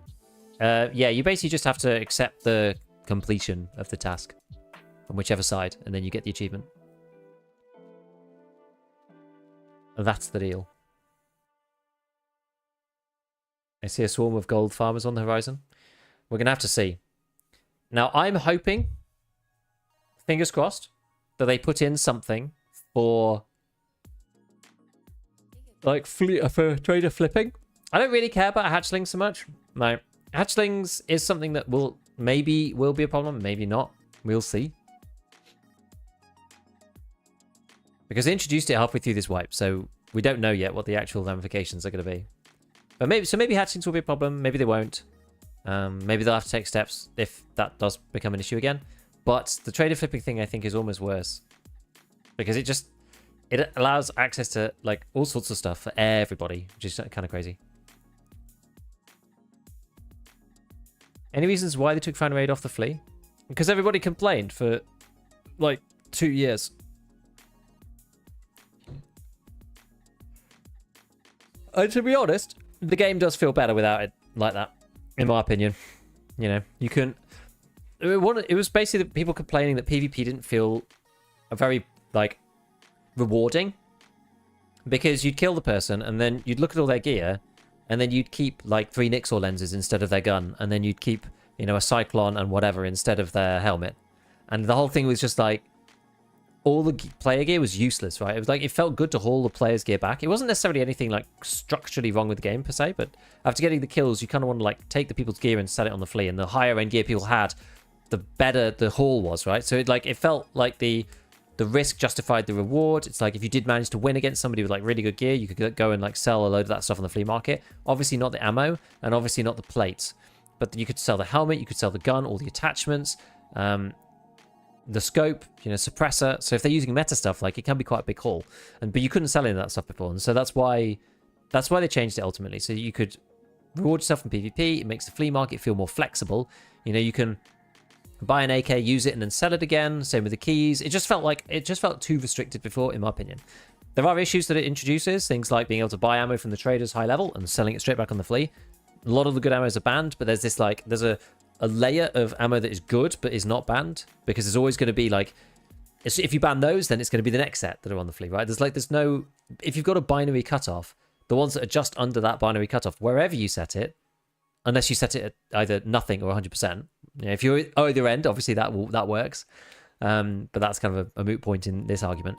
So if you set it somewhere between 0 and 100 in terms of penetration power, whatever it is, there's going to be a round that's the best round of those you can buy at level 15, because that's another binary cutoff. So you've got, like, the flea market access, plus wherever the finding raid, sorry, not finding raid, but wherever the flea ban cutoff is for ammo, that's going to be the new, like, go-to ammo if you're trying to progress early or whatever. Those ammos right now is FMJ for the MP7, CBJ for the MCX, which is arguably probably the best of the three, and then 7.62 PP. Those are the three. You can also get 7.62 by 54 PS. That's probably the highest you can get there. But because you have to use it basically in the SVD, like, it's good if you're sniping, if you're using the SV98 or the Mosin or something. But that's, like, obviously not as big of a problem as it is if someone has an MP7 or a whatever. And so I think if you have trader flipping, people will get to these, like, level 3 and 4 ammos, and they'll be flipping them back on the flea, which then will make it cheap. Like, they're really expensive now because people can't be bothered. So this is the thing. We have to not draw too many conclusions from what's happening right now in Tarkov, because it's late wipe. There's ARB opportunities everywhere if you want to make free money, because nobody cares, because everyone's got 100 mil, because everyone had the Bitcoin farm up all wipe, and Bitcoin's ripped like 3x during the whole period of this patch. So it's one of those things that next wipe's going to be different. When everyone's starving for rubles, people will flip the ammo, and it will drive the prices down. And I personally think, I mean, I don't know this, right, but I personally think it'll gut the mid game, because people will have to skip over, well, they will be able to skip over a lot of these other ammos that you would normally get, and just end up at, like, because CBJ is still a good bullet, right? It's still used now. And so they either need to, like, ban that, which I feel is, like, kind of lame, or they just ban it from being flipped, right? I think it's the flip that's the problem, not necessarily that the ammo is available on the flea. Now, the ammo was available on the flea all of this wipe, but it wasn't a problem because it was like 3k a round. But that's because people couldn't flip it. So when people are flipping it systematically because they're, you know, building up to buy labs cards or whatever, because they don't have 100 mil rubles, they will do that, and the prices will be suppressed, and then it'll be easy for people to just skip over ammo progression. Maybe I'm wrong, but I just think it's I just think we want to preserve that like early and mid wipe as much as we can, whilst trying to leave the Flea as open as possible, because it does make the game feel better. That's my take. So there you go. I'm very interested to see if we see hatches early. My guess is we won't. I don't know, actually. Yeah, I just don't know. I feel like maybe with PvE we won't as much, because people who are like wanting to do that may just be playing PvE. So I don't know. We'll see some, right? I think there was a universe where early wipe they have fighting raid and late wipe they just turn it off. Could be. Yeah, could be. Ever heard of Zmeski 20? I don't think I've ever been in there. Yeah, keys should be a lot easier, I agree.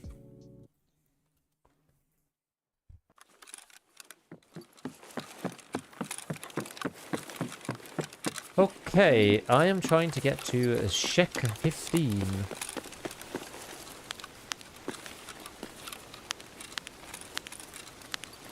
How do you perceive EFT's longevity post 1.0 if there are no wipes? They're going to be wipes after 1.0. So I'm not concerned about like wipes per se. Not the thing I'm necessarily worried about.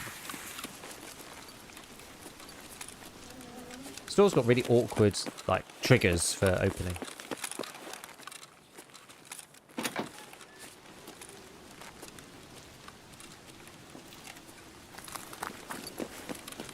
The easiest way to get through check 15 is from here. Probably along. Oh, I'll take a bench cola. Why not?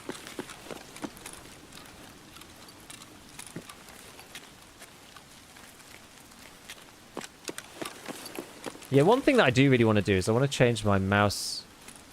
I want to change my leans. I want to change my lean onto my mouse. I can see why people do it. So it's awkward to lean on the keyboard. The no generals method. I know a couple of people who've like decided to start doing that, and yeah, they swear by it. So it's really good. I actually don't really like leaning on my keyboard. So does Tarkov need a battle pass? I don't really know.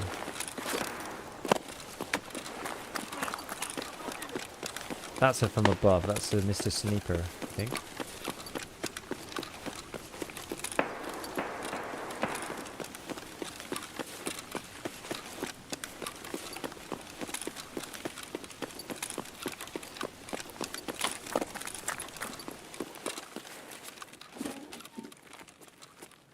And now we sneak. That's about prestige. Hope they do it right. Me too. CVJ. Isn't CVJ not a huge deal early because you can't get the MCX early? You can buy it on the Flea, though.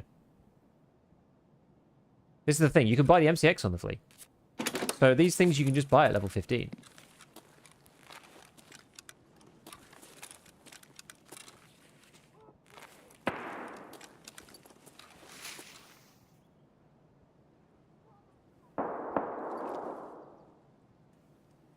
Is he going to fight someone or not? No.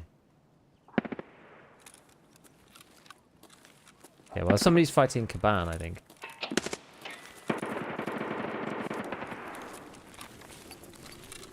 So we can just hopefully just hop skip ourselves over to lock him in.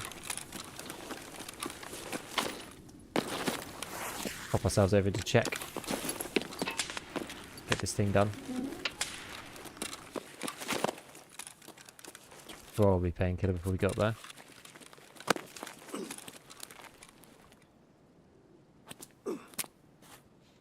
You're watching Jesse and No Generals do it? Yeah, I know. I need to work on it. I should probably do it before the wipe. To be honest.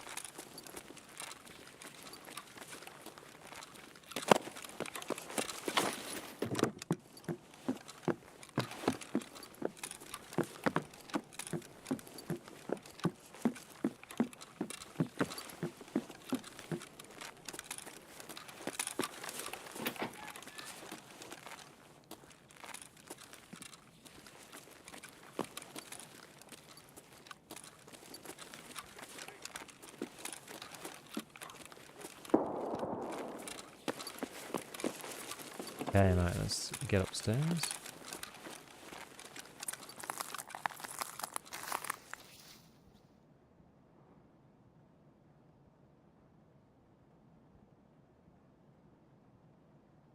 if that was a scav or player.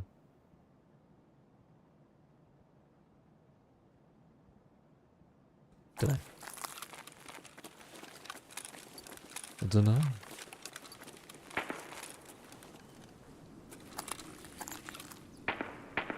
Don't know.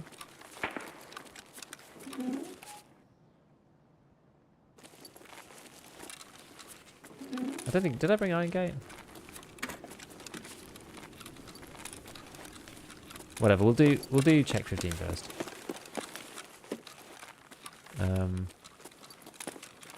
Yeah, I didn't bring these ones.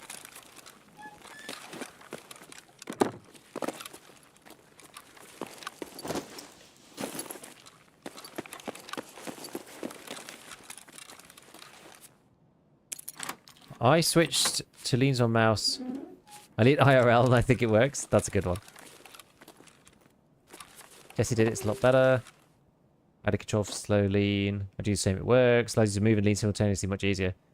Both things on mouse, left switch shoulder on Q feels pretty good. So everyone did it years ago. Wow. Right, let's go do the thing. Oh, we did house arrest, good.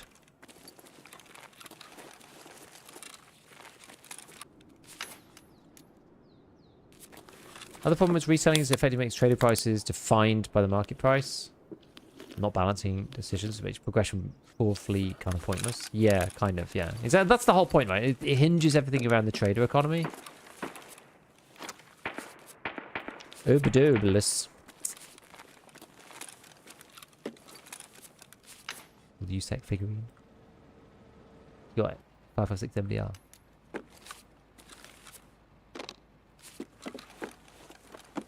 Yeah, some banned items less viable as the trader price effectively become higher. Like 20 man SVD mag. Or was. 20k instead of trade listed 10. Yeah. So it helps balance that as well. Was that it? Yeah, for a very expensive key. So it's pretty rubbish. I know you can look through and decide whether before you want to actually open it, but...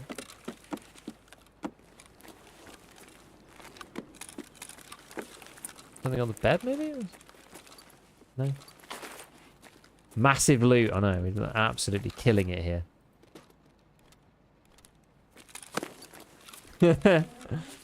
You side switching E and Q? I have, yeah.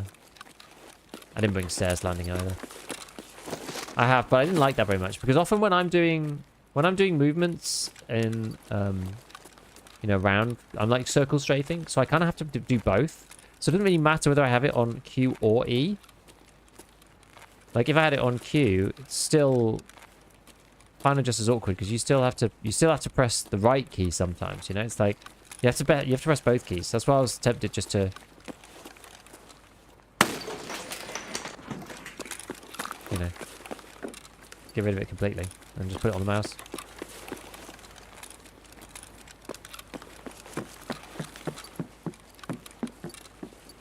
Nice little BTR. Can you get over that? Can you vault this?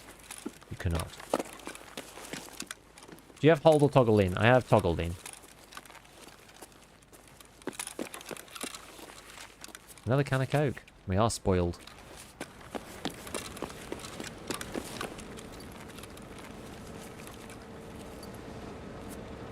Oh, we've got the little bear figure as well. Got the pair.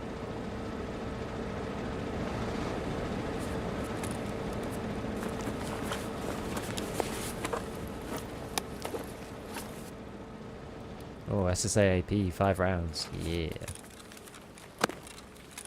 What else did I bring? I've got all of random other keys. I didn't even bring the flare or a bag. Other bit building elevator, or maybe just yeah, I don't know.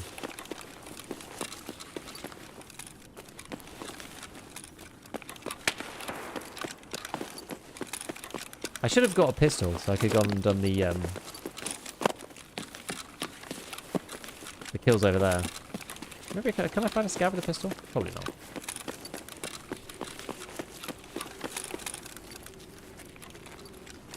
I wonder if anyone killed the sniper.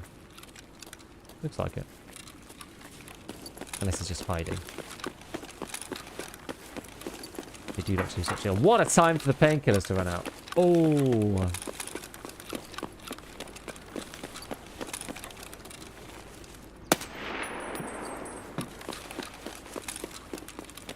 What's he got? Oh, it's a Tars. I was so hoping for a pistol.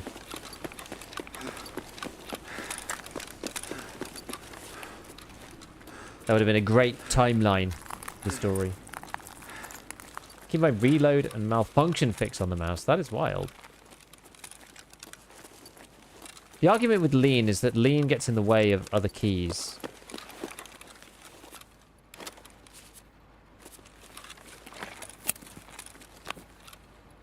Reselling discussion is kind of pointless because you're unlikely to complain a lot.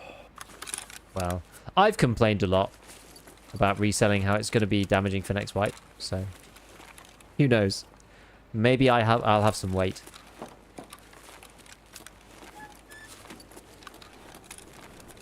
Should we go over here, see if we can find any AI or murder on the way out?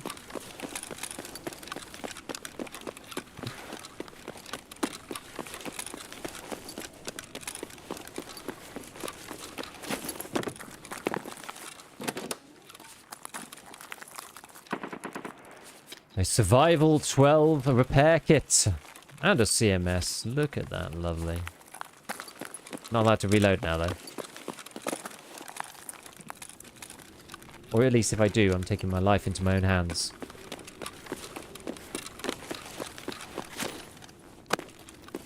Shouting. Unknown location.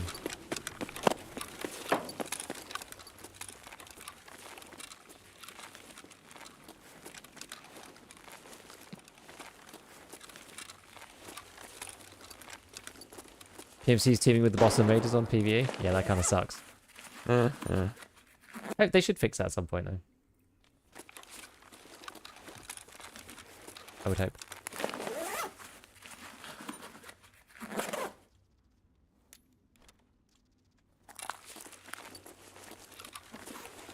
How is reselling a problem? I've heard personal reason only so far, not actually impact the actual game other than hyper now would be more available. It's something people want from the armor system, big OP, and how reselling is going to hurt anything. It's basically, it's just a continuation. Like it won't really matter that much. I can't hit this guy. It won't really matter that much. Oh yeah, I'm not allowed to reload, am I? Wait, where's my mag? Here. He doesn't have a pistol, does he? No. No pistol. It won't matter that much. It just means that the early wipe will disappear much faster. That's really... Is it this one or is it the other one?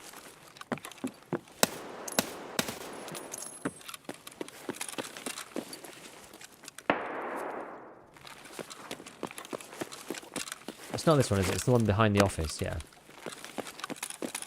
Is that this extra? I always forget about this extra. I can't remember whether it's this one or the other one. We started with building elevator, this one. I feel like it is. Oh, you don't even have to be in here. Who knew?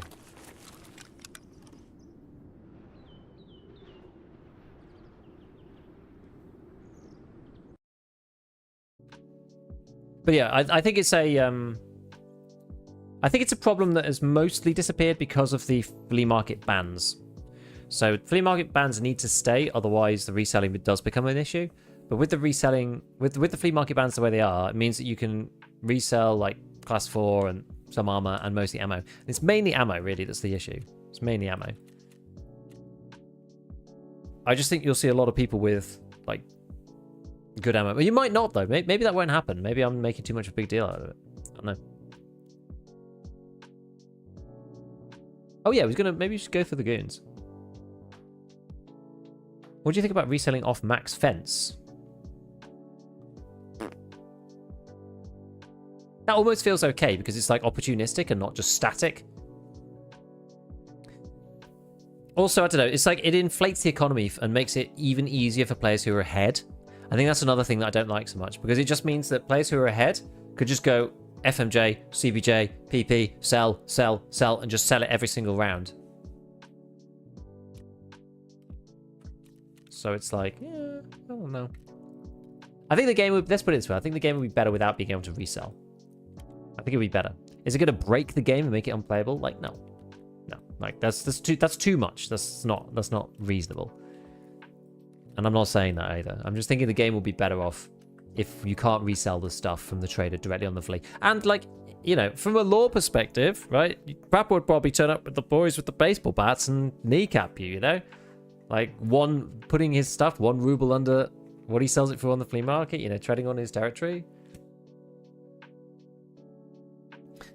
So where are the goons then? Like, what is the deal these days? Goons tracker.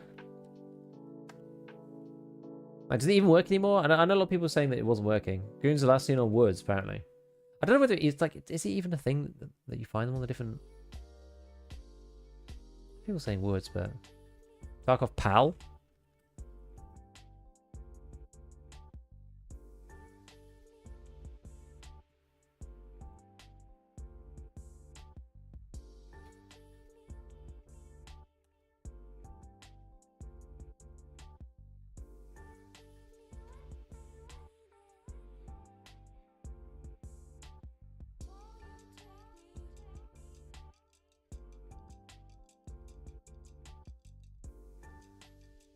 How's having the fleet change? How you perform in raid? Someone who's good at the game will always be rewarded. The reselling helps Timmy keep up and goes back to being moot. I don't think that's how it works though, because I think you're simplifying the player base slightly too much. I think you're... Because, so let's think about the situation previously where we had everything open. And the argument then was that argument, which was, you know, the good players get ahead and they can sell the stuff, and then, you know, Timmy can buy him 6-1, so he's going to compete that way. But that's not what we saw. That's not how people played the game. Like, Timmy doesn't have millions of rubles to buy, like, guns and ammo off the Flea at, like, you know, reasonable, expensive prices. They're the ones who like selling good stuff that they just randomly find, and then it's the Chad people that actually end up using it, and Timmy can't compete at all because everyone's wearing an alt-in. So you'll have people who are ahead, you'll have people who know what they're doing, who can buy CBJ or whatever, and then you'll have Timmy people who are using, you know, the usual 545 PP or PS and all of this rubbish stuff. And they were the ones who will end up losing out. They won't be making money from the stuff. They won't buy it either, like, because these people are too low level. And so I feel like it's a similar argument for this as well. Like, Timmy isn't going to be buying CBJ off the Flea and an MCX. Oh. Wait, did they just lay this guy out? You know?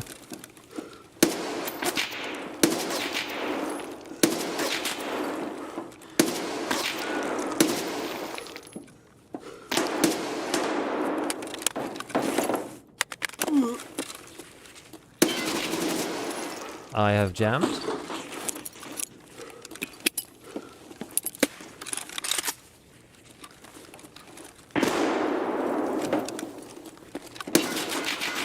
And now I've got no bullets.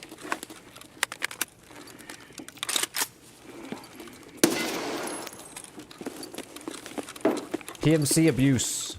He's probably like level. What's the bets? Yeah, level 3 or something.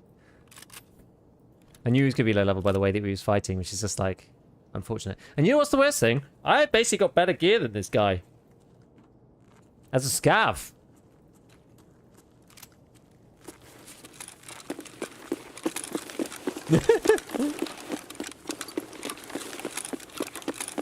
Why do you want to punish people who've learned the game? I don't. I just feel that the game doesn't need the experience between those who know the game and those who don't know the game to be widened further. Like, I don't... There's enough in the game already for that. I don't think it needs to be widened. Especially with the armor changes and stuff.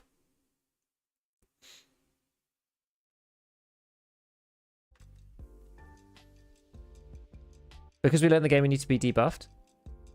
In some ways, yeah. Because, like, you know the easy routes through to, like, circumventing half of the game's mechanics. And the ways to make, like, really, really, really easy money. Was the guy only level 2 when I shot him? Weird. Maybe he leveled up. Oh, I need one of those. Oops, don't like going in there.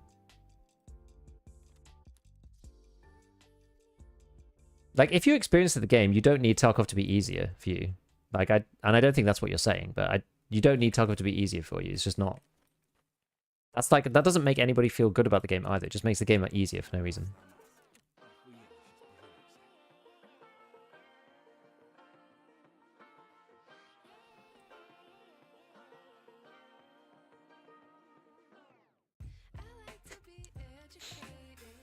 Could tell he's at level 2. I know, scared out of his mind.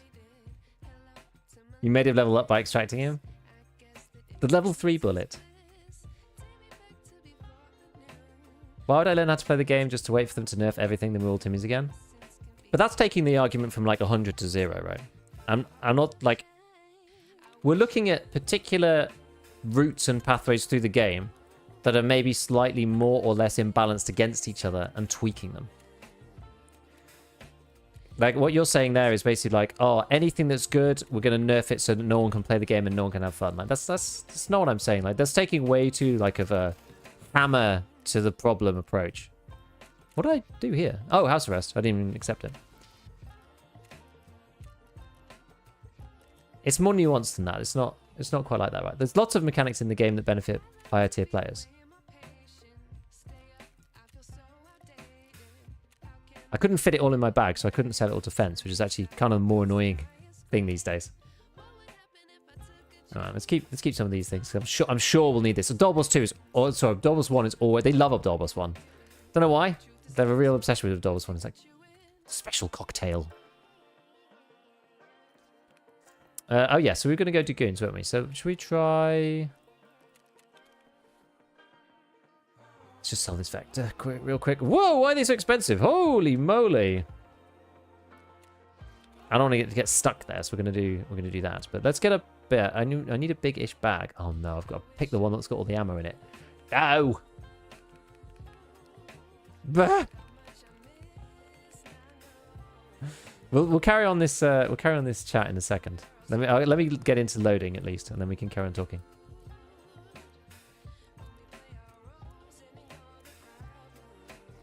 Because I'm always interested in your guys' opinion on this stuff. Because sometimes it tempers me as well, right?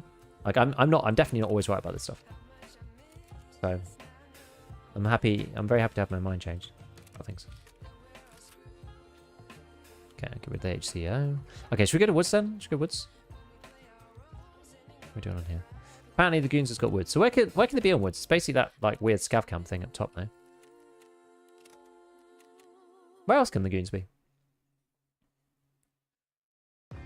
What is the in-between?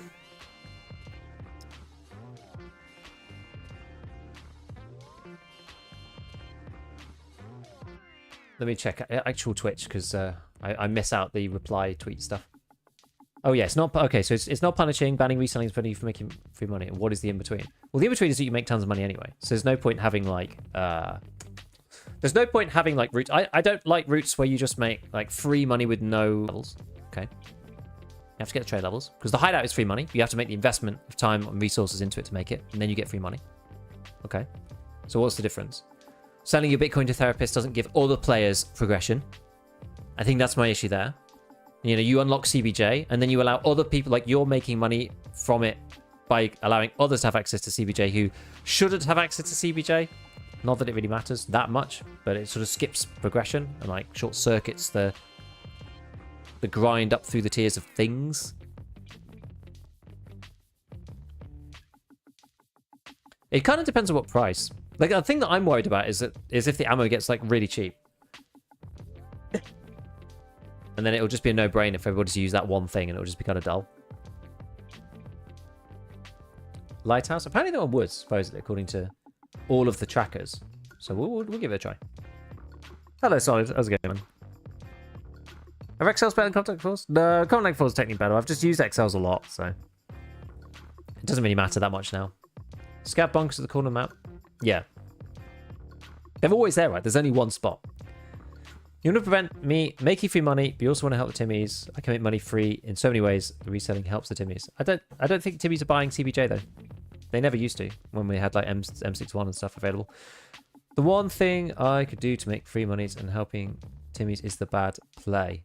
I don't think you're helping Timmies. I think again we're talking about different categories of people. Like the guy I just shot now when he gets level 15, he's not going to be buying the MCX and filling it with CBJ.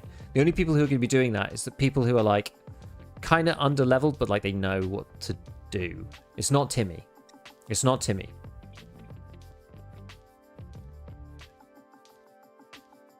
Why limit someone who only wants to go pew but doesn't want the arcade feel of arena? Well, honestly, my opinion on that is like, well, that's the game. Like, if you want to avoid all the Tarkov mechanics and just play Tarkov and like use whatever gear and guns you want to do, like, you can't, because that's the game. Like, half of the game is the progression, it's the grind, it's why the wipes are good. It's why we want to extend the early wipe feeling. You know, Tarkov's about the struggle. It's not really about, like, if somebody wants to just use the endgame guns and stuff, like, then they should go and play arena, in my opinion. Like, the main game of Tarkov is about the struggle, about the loss, about the gear. I still think, my personal opinion is still that gear's like too plentiful, really, in general. It's why I keep pushing kind of for like a hardcore character to be separate, because I don't think that you can meet the two ends of the player base together in a compromise that works for everybody. If you go too much towards what I really do think is the original vision of Tarkov, I think you make the game too hard for new players, especially at this point, in like how much knowledge you need to like be good at Tarkov at this stage, which is why I feel like a hardcore character would be kind of cool. But anyway, this is kind of side tangent.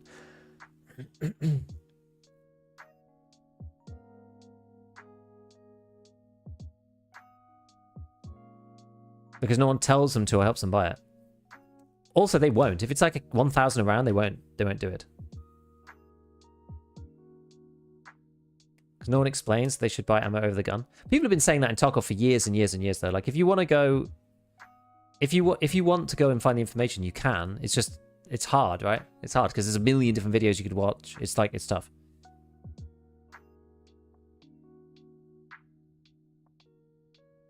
Without PvE split playbase, I'm no longer asking for hardcore servers. Well, we'll see. I don't know. This game isn't about compromise, it's about struggle. Which is sort of compromise. Okay, we've got to get to... Yeah, I've got to... It's okay, so we've got to get all the way over to the Scav bit.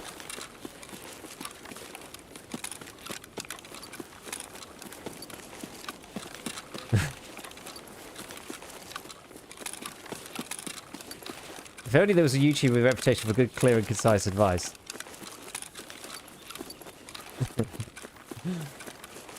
Any recommendations? No idea. Probably just go and watch Landmark or something.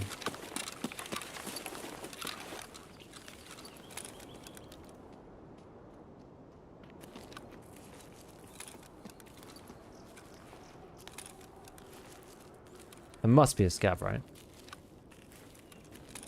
Yeah. Oh, bees to go. Gold.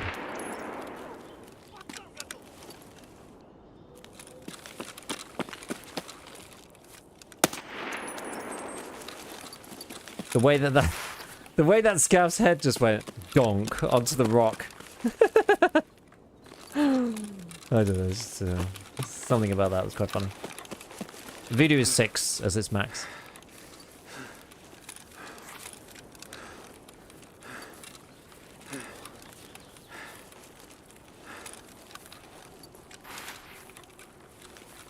Yeah, I mean, I can't. Did I put? I want like so. Basically, the thing is, next wipe, and I guess like, do I play some part in this? Am I trying to defend the game from me? A little bit. If they don't put in any reflipping restrictions, am I going to be telling people to buy CBJ and an MCX from the Flea? Probably. You could probably make quite a wicked early game build of the MCX. Slap it out with some CBJ and off you go. Or the 762 PP. Honestly, 762 PP might be a bit more accessible early. And then FMJ, like the MP7 has 2 limiting factors. One is the ammo and the second one is the mags. So that's actually kind of more annoying in some ways. But PP off the bat, that's going to be great. And then I think CBJ will be really good as well once you've got like an attachment or 2. The problem is that, you know, a lot of the MCX relies kind of on the SRD, QD, quick detach like muzzle on the T-lock, which is fine later, but it costs a Raven, which is like super cheap. But yeah, if you're not there yet, like Skier 4, then you have to just buy this suppressor outright, and like there's not really that many good muzzle brakes. otherwise, other than that. Watch Landmark. Damn giggles. Anyway, what you're killing me in game, not IRL. The flannel daddy, he'll tell you.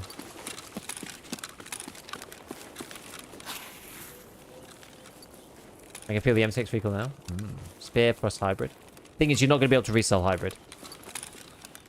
Hybrid is banned. I think. Yeah, hybrid is banned, right? Yeah, it is. It is. So you can't resell hybrid, but you can resell the spear. But this is the issue. Like, you need to get Peacekeeper 4 for hybrid. So that's kind of okay. And that's sort of why the spear being on the flea market is kind of fine. Because it's balanced by the fact that its ammo is locked. 7.62 PP, I think, will be very good early. But it depends what they do. Like, the ammo, they might move the ammo around. I'm not sure. Depends where 7.62 PP is on the traders. Some people will get there and they'll be selling it for, you know, a fortune. Yeah, the video's like 150k if you use the barter. I mean, all the LPVOs are super pricey now. Classic end of wipe situation. Enjoying the Schmidt Bender 1x8. No, I like that one. I like that one too.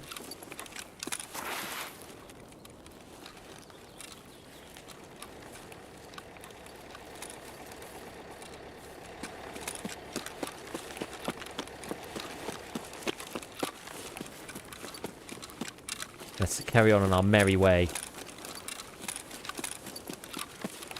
Down to the Goon squad, if they're even here. What's their spawn rate now? Is it like 30%? I've not really hunted the Goons ever.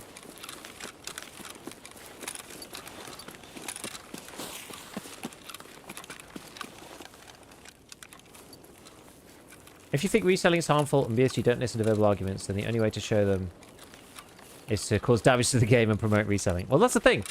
I can argue, and this is actually something that I changed my mind on quite a long time ago now, but I didn't realize for a long time, which is about hypocriticalness.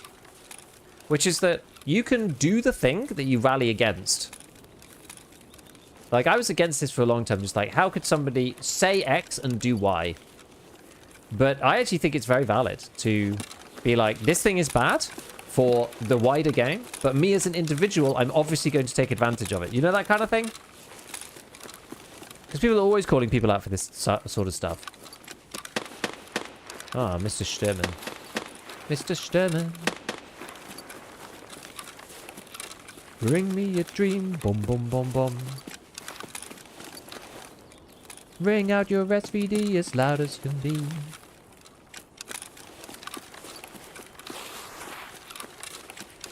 Drum gaming? I expect in the air tonight, drum drop every time you kill someone. 762 PP right now is Prapor 3, I think? I'll have to check. It's not very high though, because Prapor's, you know, Prapor 3 is not a very high level. The wish list is wipe persistent. Let me know weapon schematics 2 again. I don't know. They didn't say anything about the weapon schematics, unfortunately.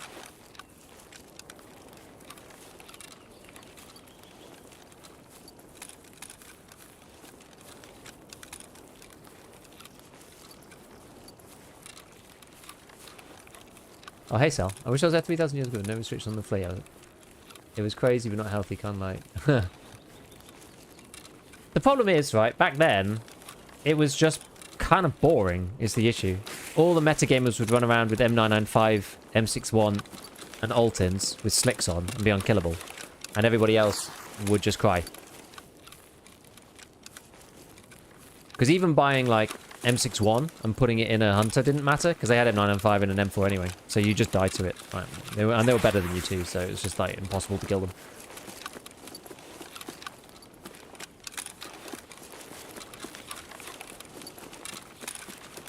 It'd be quite funny if they did it for a weekend. Like, that wouldn't necessarily be too bad. Wasn't expecting to see a Scav there. I am enjoying how much they wander about now. It's criminal there's 120 rounds of 54 BT on the trader. I feel like 54R isn't as bad as some of the others, just simply because, like, what guns can you put it in? Like, BT is banned, I think. This is probably a bad way to go.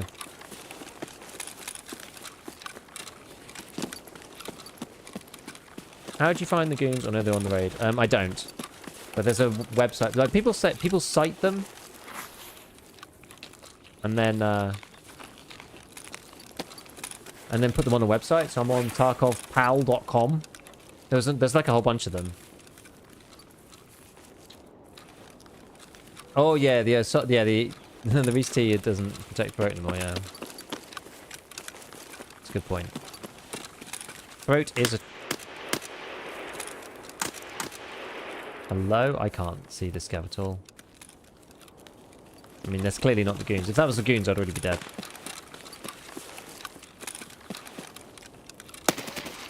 Oh, he's literally become a bush.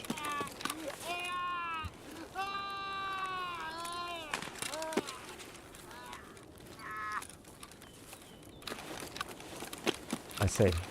I see. Yeah, we'd have already heard. I see a bandit!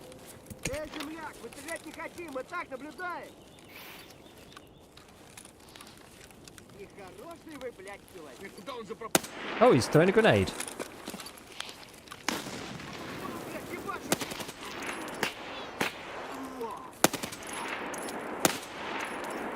Was there one more behind this thing, or was that one? Oh, it was that one. Okay. What's this? PRS. We'll go in the bunker just for a minute. Gonna reload our mags and stuff. Well, I guess not here. We can go and see if we could kill Sturmy, maybe, while we're here. Don't worry. Loud SA Woods? Yeah, we're just doing fun stuff. I'm level 36 with 65 mil to burn. What ammo and guns can I buy to compete well? At level 36, you need one more level to get Peacekeeper. Once you get Peacekeeper 4, you can buy lots of good stuff. CBJ and all sorts of things. Level 36, you're kind of stuck with like 54R like BT is like meta. Of like meta rounds, that kind of thing, with the SA58. Yeah, you'll be able to buy M62 when you get to Peacekeeper 4 as well. What about like M80? Just use M80. Like, take what's actually good? You could build this. You could build this with M80. You could build a FAL with M80. Because you can buy the FAL off the Flea. I don't know whether you can mod it completely. What's the one from Peacekeeper? I think it's Peacekeeper 4, unfortunately. Maybe you could build a FAL then? I don't know. There's some options.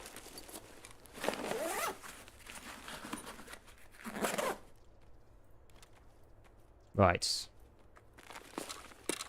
Okay, so no goons. If they did, they'd push someone across the map. True. Yeah, S58 gigs usually a pretty good option. Yeah. M80's okay if you're only level 36. Oh, it's the BTR.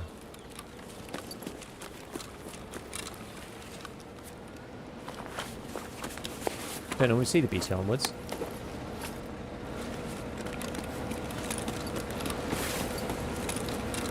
Maybe we'll hitch a ride. I don't think I've ever ridden in the BTR to a location before. Did you get in this side? I think it's this side now. So can you get in either side? So you can. See if I was sniping? I noticed in the same rail to the streamer. Ah, talk to the driver. Hello. What can you do? We can move items for a start. Just move some random junk over.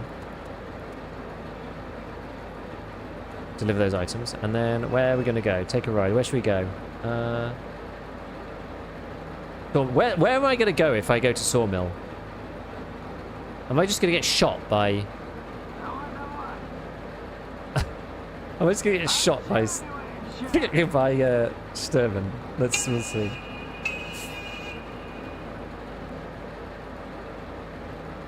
CBJ on Flea? I mean, not bad idea, right?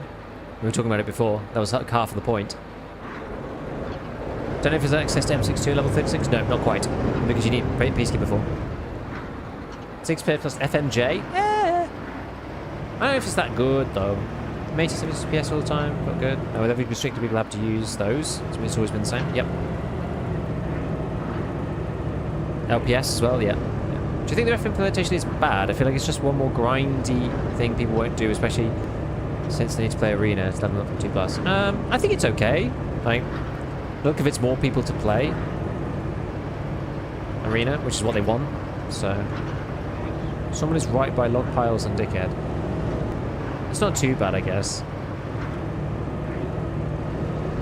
Let's see. Either way, the worst part about any of us vet players talking about what to change is nothing burger. Truly don't care if they change the game. They can make it easy for Timmies or harder. For the vets, in the end, I'll always end up ahead of the new players. I don't know, I hope you will BSG can figure out what's best for the player base, but I've learned enough. I'll always end up with 150 mil and max traders every wipe. So, yeah, I mean, that's the thing. Ultimately, for us lot, for the experienced players, it hardly matters, right? Like, when you look at the stats of how many people are getting to max traders or how many people are getting to lightkeeper or whatever, it's just like such a tiny, tiny fraction. You have to remember that, like, most people aren't even getting to max traders, so if, you know, I don't know. Always need to reframe that conversation around that. It's hard to remember. Burst out the van A-team style and clear the mill. Well, I think I'm going to burst out and get shot in the forehead, but we'll see.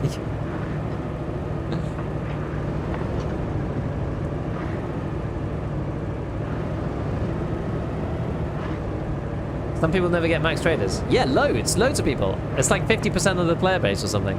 Do you see any of the end of white polls that either myself or Airwing have done? It's loads of, like, I'd say half the player base doesn't reach, and that's of the people who are interested in the game.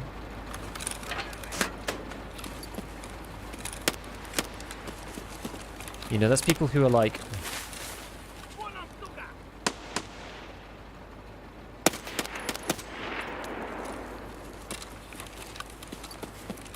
I wonder if Sturman already died or not.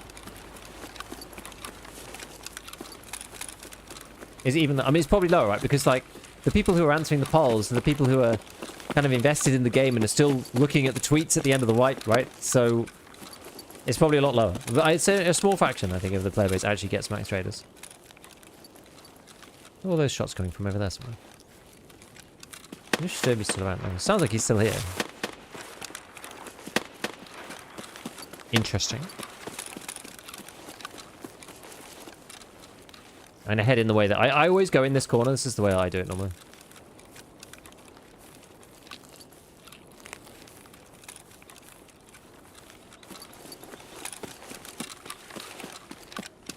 How many get to Lightkeeper? Like, so few. You can go and see the achievement and just kind of... Not the grenade. Not the grenade.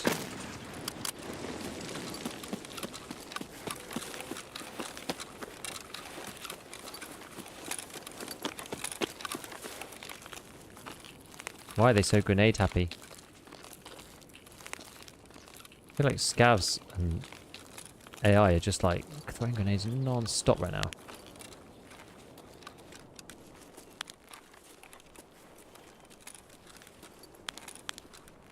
I'm more worried about actual people. Just take a break here a second.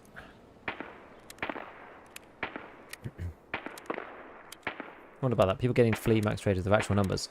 Not like actual numbers. We just have to go off YouTube polls, right? Because like BSG don't release that kind of information, unfortunately. Oh, he's over like here.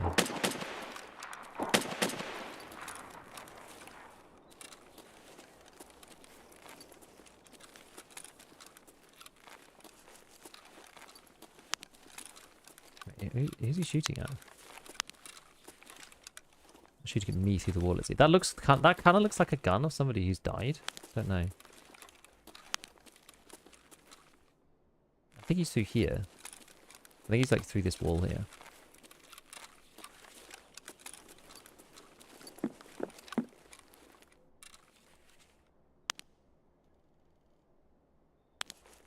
I think. Let's get a bit more arm stamina. Max traders meaning, like, literally meaning level 42 with all the traders unlocked at level 4. That's all that means.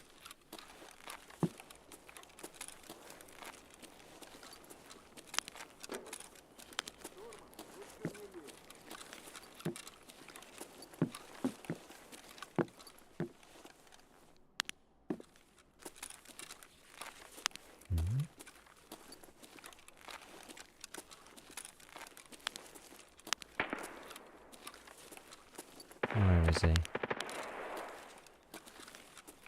Where are you? Where are you?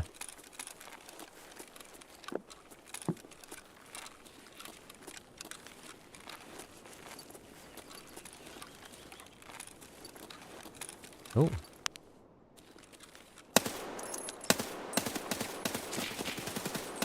God, why am I not dead? It's quite surprising. And why is he not dead either?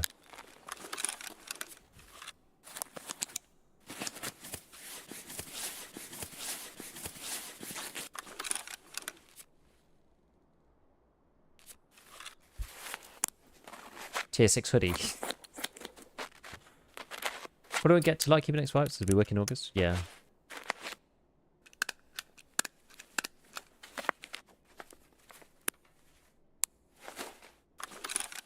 Close your worst accuracy as?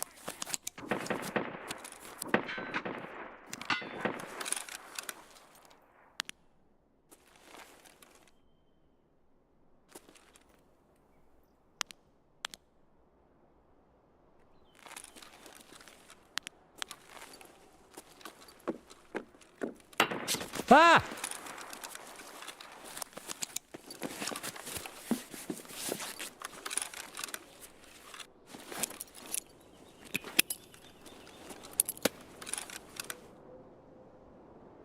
He didn't move a muscle. Oh.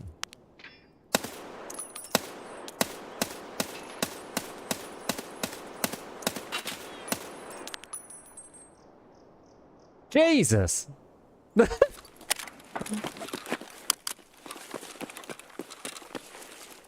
All right, okay. We did it, okay? We did it. Oddly enough, this is how I also have with the SVD. God damn.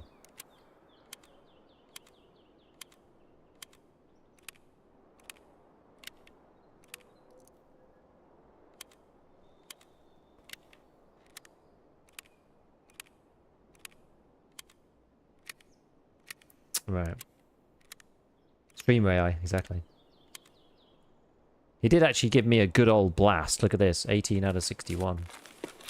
Now, where was this? I've only killed one guard, I think.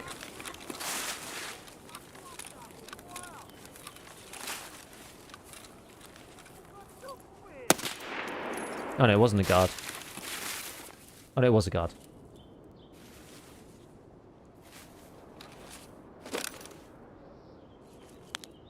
Who was that? AI. Yeah, AI Scav, that's fine.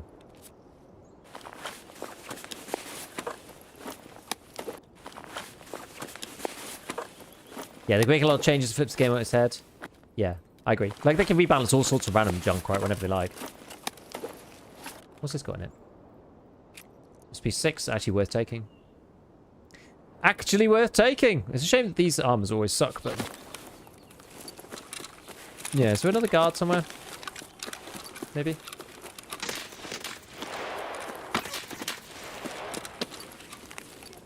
There.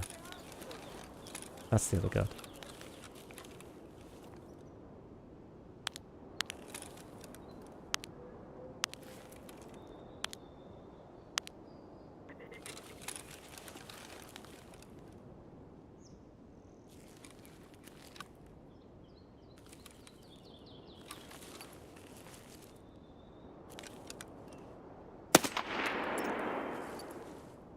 Oh no. That was the scav I killed. Where did I get shot at? I'm not really sure I got shot at there.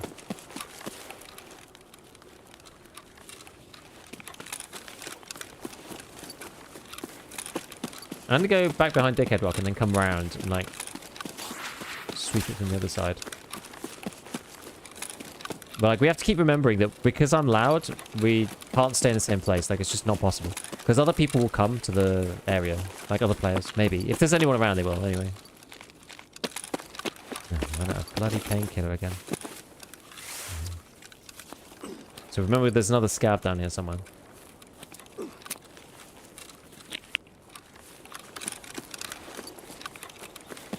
Whoa. I don't really like using Golden Star. I prefer using ibuprofen, but I'm using Golden Star so I can put the two together and craft Prototols, because I like doing that stuff. Why is the man with 150 million stash still min-maxing stuff? Because I like it, okay? Leave me alone. You get that? No, guess not. Oh, why am I bleeding? Oh dear.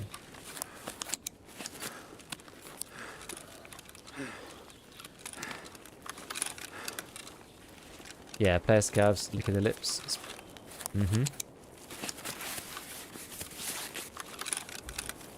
At least they get to, like, give it a go, you know?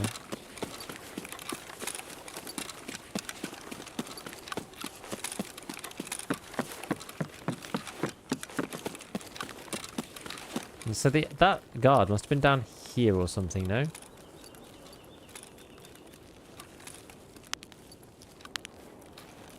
Not down there.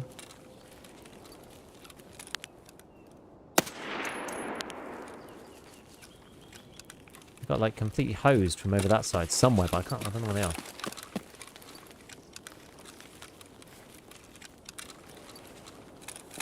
I mean, it doesn't help because Sturman's guards always look like such like scratty boys. They're like VSS wielding maniacs.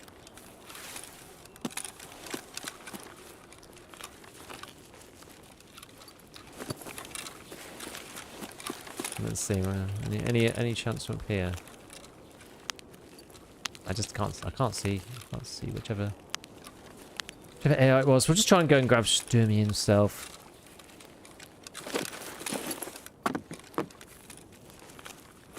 They're not really very valuable, right? The guards.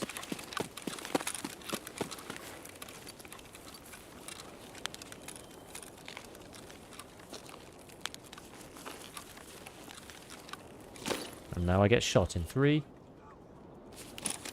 Why is there a bag next to him?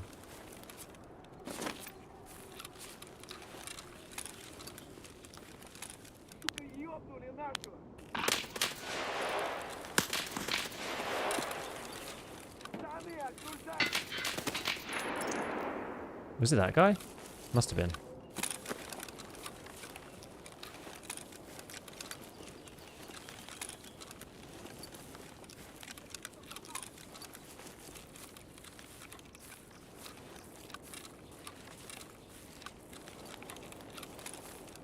Instinctively concerned about those scav sounds, but whatever, let's see. Is there anything in this? No. It's part of drip out.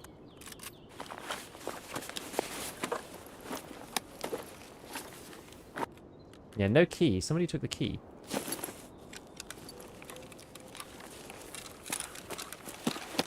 Huh.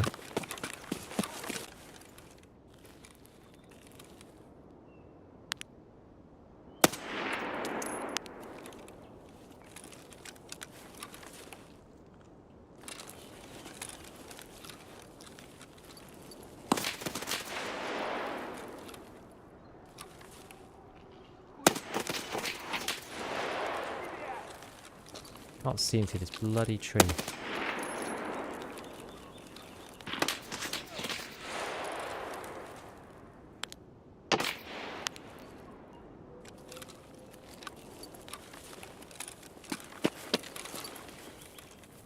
Jeez, this is freaking awkward. Oh no, I can't see anything there. Loads of people dead over here.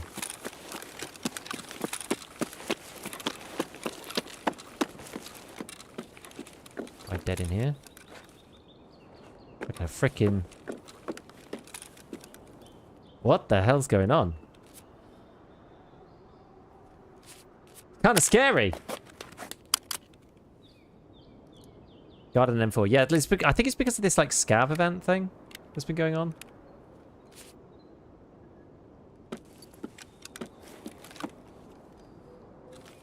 This guy got shot through here. Oh, he was player scav actually.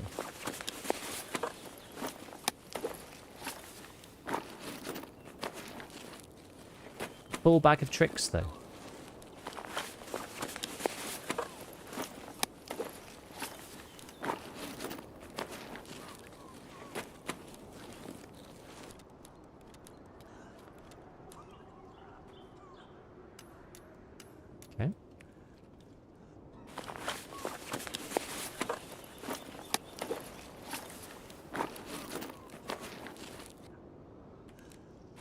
Had lots of stuff. I'm off to make some chorizo. Have a good day. See you, man.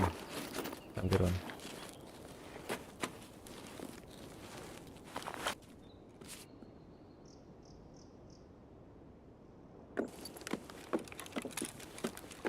Dude's Soleilwood out of his mind.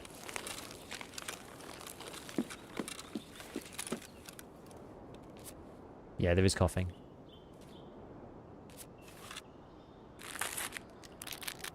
But these aren't going to be worth anything now. Unfortunately. They were worth quite a lot before, because you could hand them in for the event. But they're not worth anything now.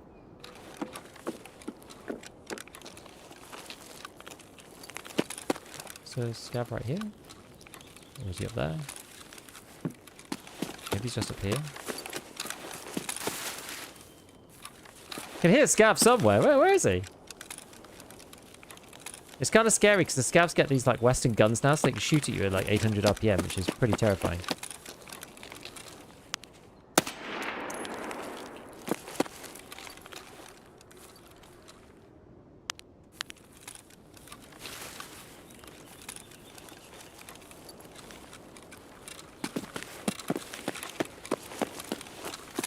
We'll CQB him.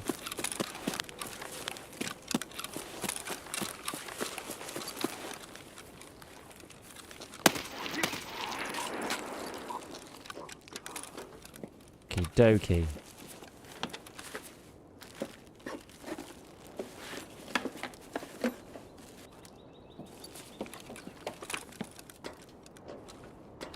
I don't think there'll be anybody else around at this point. Which would be kind of unfortunate. You never know, but...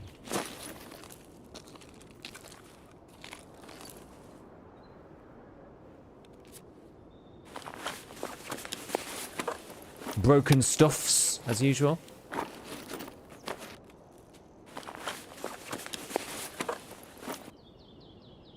And the bandage. Okay, well.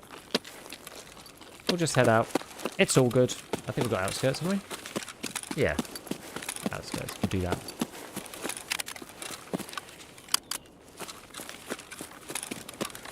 That's how I got the key. Someone else dropped it and tried and leave the key. It's a good way of doing it.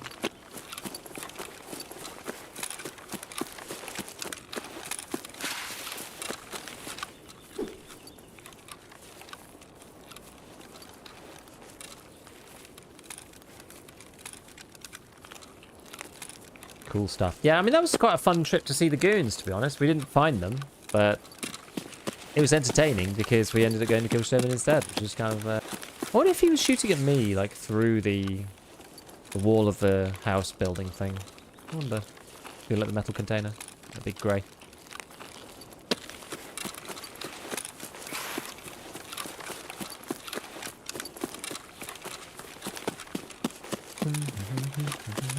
It's good that we heard him before as well. I like the fact that you kind of know Sturman's there. Because he makes the big boom. Pow, pow, pow. So you're like, okay, he's in the raid, so we can go check him later. It's like kind of neat. I like that mechanic. Did you get Sturman's key? No, someone else took it. I think a player Scav went in and yoinked it. I don't need it, but it was just funny that that happened.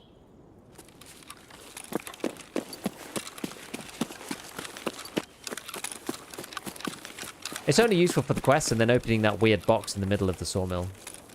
I feel that that box should actually like contain a lot more good stuff. Like, it's a very risky place to be.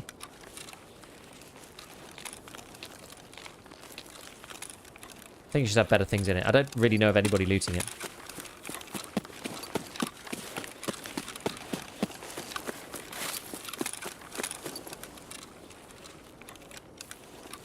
Oh no, Joe, not the Star Citizen.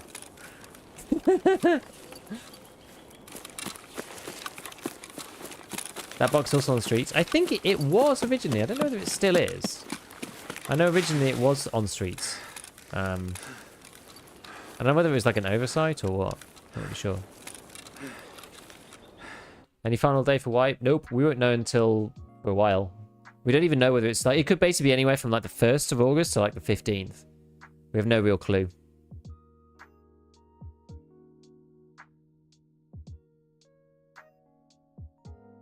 Has the game been stuttering for you as soon as you get into a fight with PMCs or Scavs? No. It's been having a little bit of low FPS when I think the Scavs are spawning. It's nice XP, wasn't it?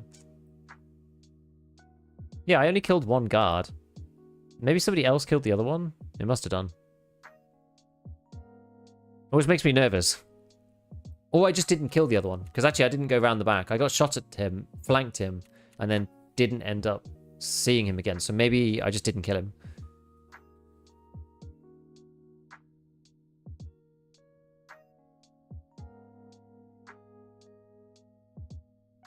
I only played PvE this time. Don't know how I'm going to do next fight. Thing is, a lot of people take the whole time off and then come back for the wipe itself. So you'll be better than people who aren't playing right now.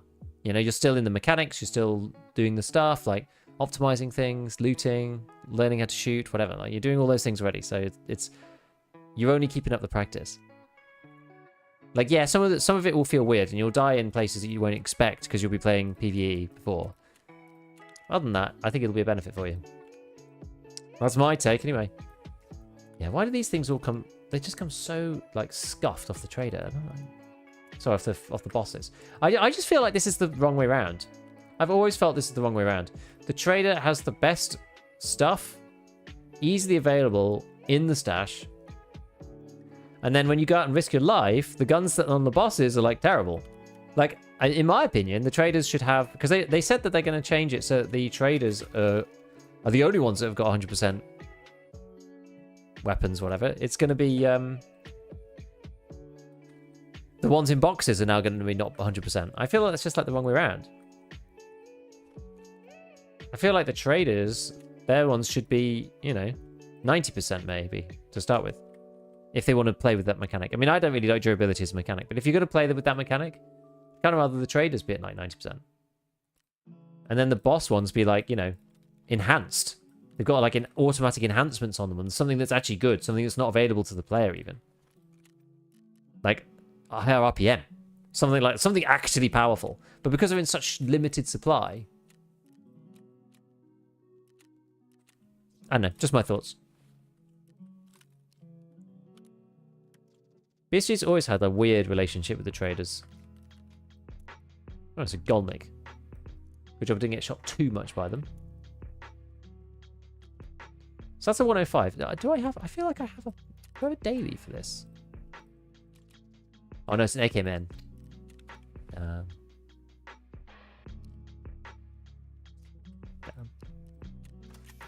Never mind. Have you tried the bomb planting mode arena? I haven't yet. Not yet.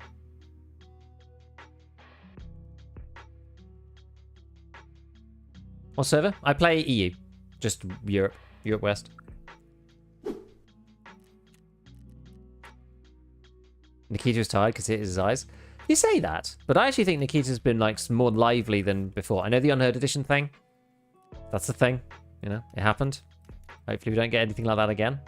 That was definitely a thing. One of the things of all time, as they say. But outside of that...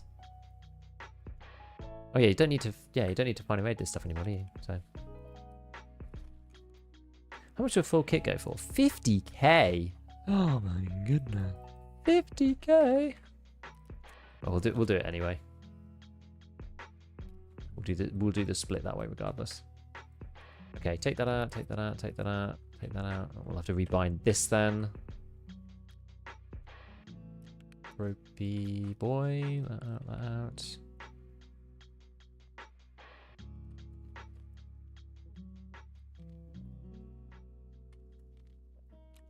Alright. So, how much time we got?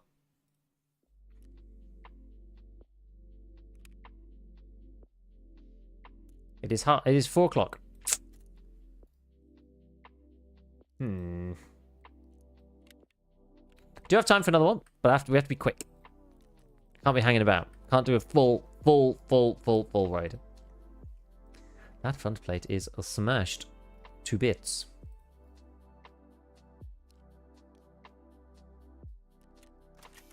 Maybe take that one. How well is this going to repair? 57. I mean, it's not bad. It's alright.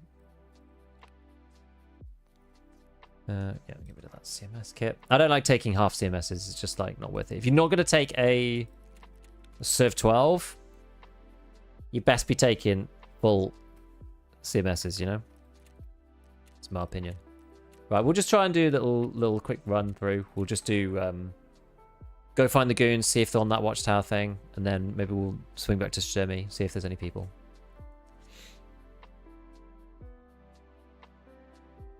Yeah, malfunctions around 93, yeah. I remember back before durability when Gigabeef recommended like Scav AKMs. Uh-huh.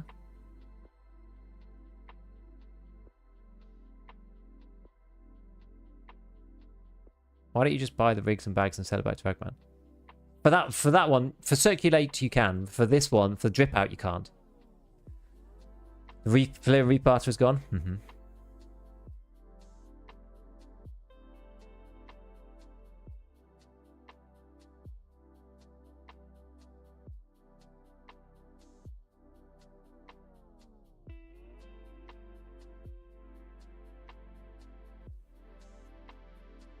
Do you do this full time? What's Rocket Jog? I do this full time.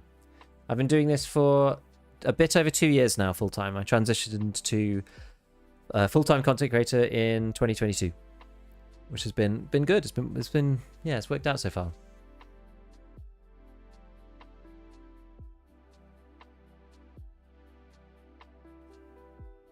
Yeah, unless you've got like M62 or something, it's very hard. The financials, the UK financials don't mean anything. It's a subsidiary of the parent. It means nothing really. I don't think that they're running out of money either.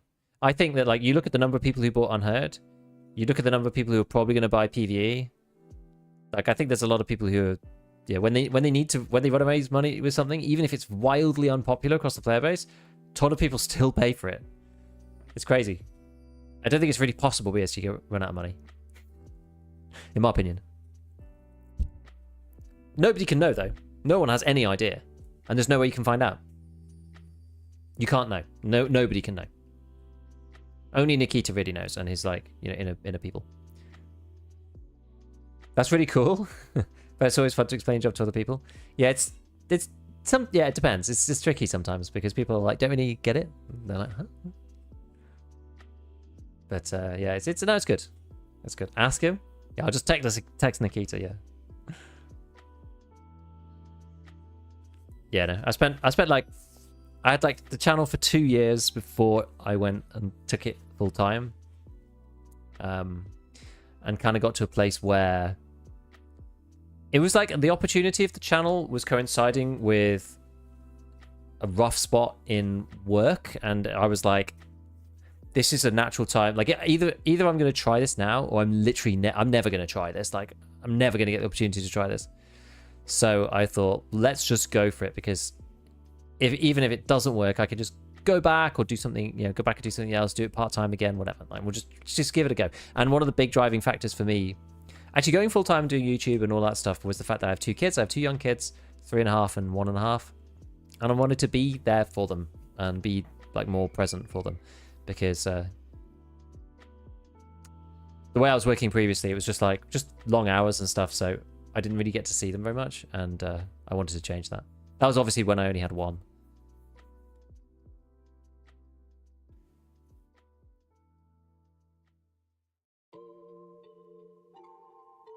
I'm personally wondering why people are complaining about an optional one-time purchase when everybody and their mom switched to subscription models in the meantime. I mean, a lot of people said they should do, you know, maybe do subscription, do more cosmetics, whatever. Like, not everyone's swapped to subscription. A lot of people have swapped to cosmetics, but they don't seem to want to do that either, and I don't really know. I don't really know why. And look, it's alright. Thank you so much. I do try. I do try.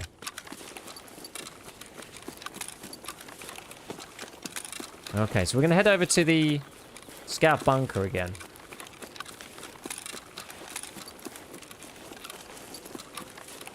Buying something one time feels a lot less predatory than paying monthly and losing access once you stop paying.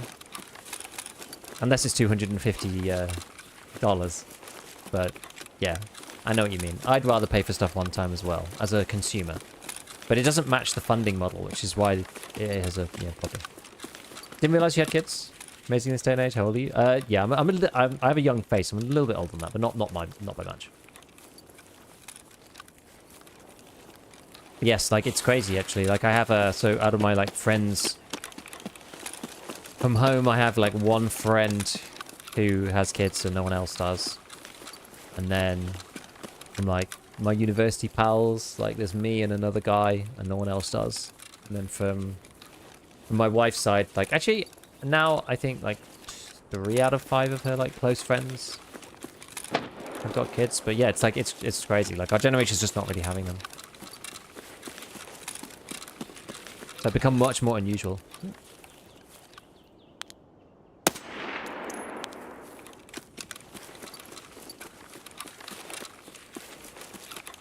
Feels bad, man.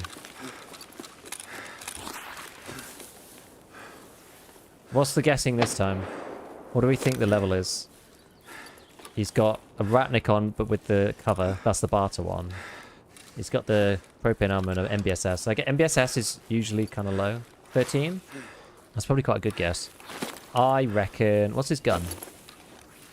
Got stock. Is it like an M4 or something? I think like 17. I think like 17. Let's have a look. 16! Oh, so close. It's an ADAR. Nice ADAR. And an R6 revolver too. The guy's dripping out. Look at this.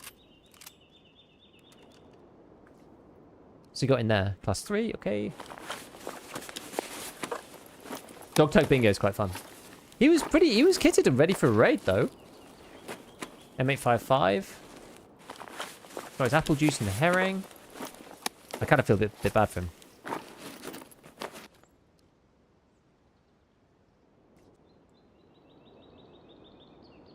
We'll throw all his gear just like on the floor. So that doesn't get hoovered up by anyone. Not that the cheeses matter, because they don't come back in insurance anyway, but he literally spent 10 seconds in raid and then died to one shot. That really sucks.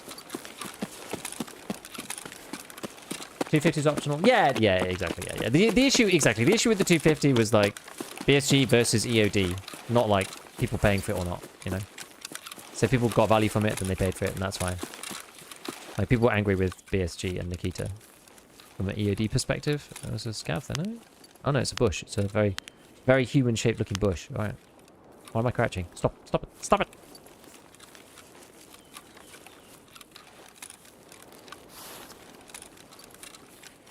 Guy was dangerous. Good thing you took him out. Oh no, look at this. He's like gaming, like actually gaming. It's a swag build. It's cool. It's a cool build. Let's go.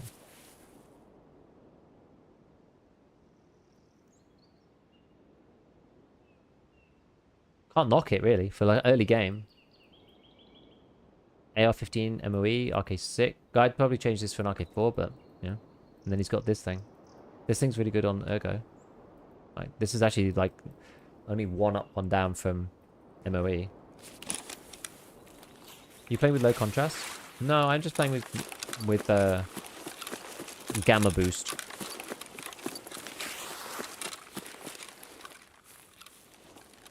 Gamma boost. Which I had on for ages, and then when I swapped over, it seemed to have disappeared. And now it does look slightly different than originally when I had it on. I'm not sure why. People always mention 250. Isn't that the price when you don't even have the game in the first place? Yeah.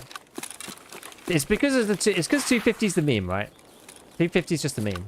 But a lot of people were like, oh, you know, like it's 200 for a standard account player to upgrade to, which is like kind of obnoxious because given they got rid of EOD, you can't get a better container, I don't think, unless you pay. Unless you pay like $200 on top of the standard account play payment. Yeah, ZOD I think is half the price. I think it's only $50 upgrade or something. I don't know. Yeah, Tarkov requires recurring spending, but doesn't generate recurring revenue. Precisely the answer. So companies usually fix this gap by charging a monthly subscription or cosmetics. What the heck?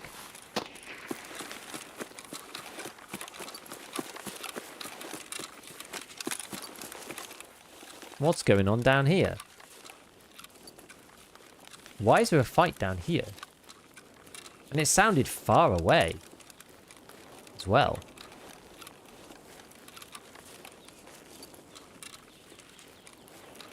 That's super weird.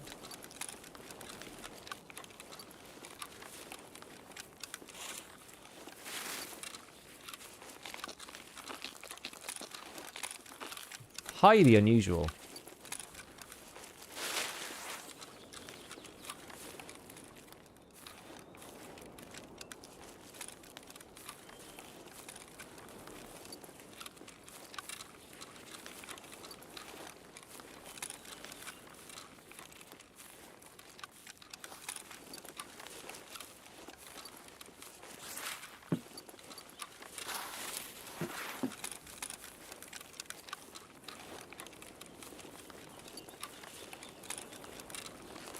Was it a sniper killing someone?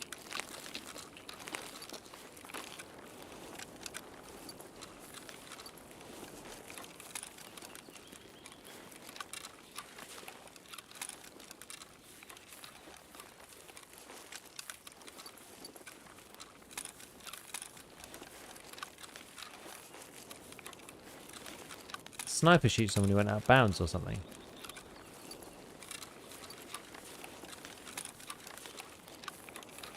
It sounded like it was over here.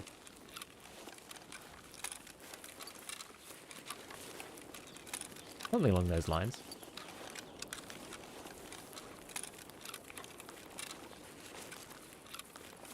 Out there. Someone just tried to sprint out into the wilderness or something.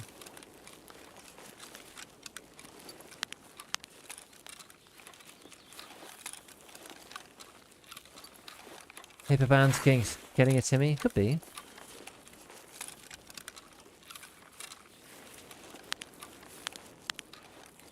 That looks like a scav.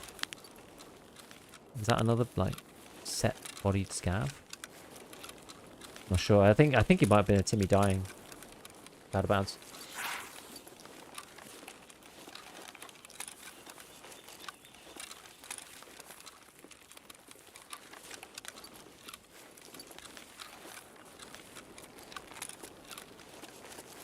I think Nikita released the super expensive version of the game due to hubris. To be honest.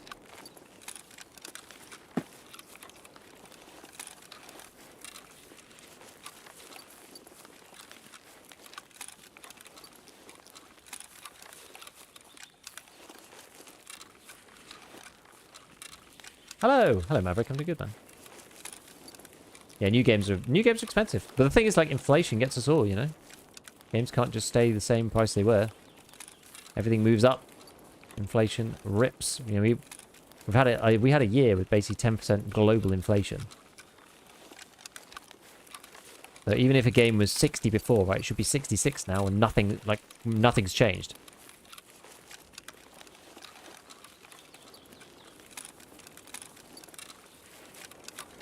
No gooners. Surely we'd have heard them by now. Line must go up. Correct. Annoying.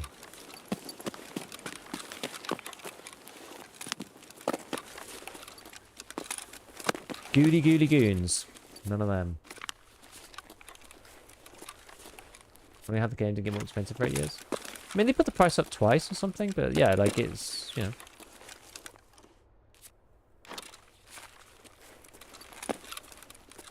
Just is what it is, you know.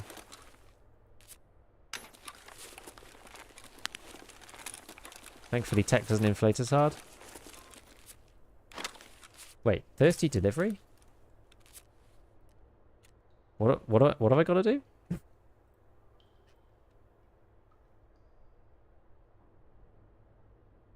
Oh, locate stash the thing. Oh, I didn't even realize I had to do that. Oh, whoops, never mind. I don't even have a propane tank. Okay, well, what's my thing? Outskirts. Yeah. Alright, well, I guess we'll just go to Sawmill then. See if we can kill anyone. Alright, Sawmill.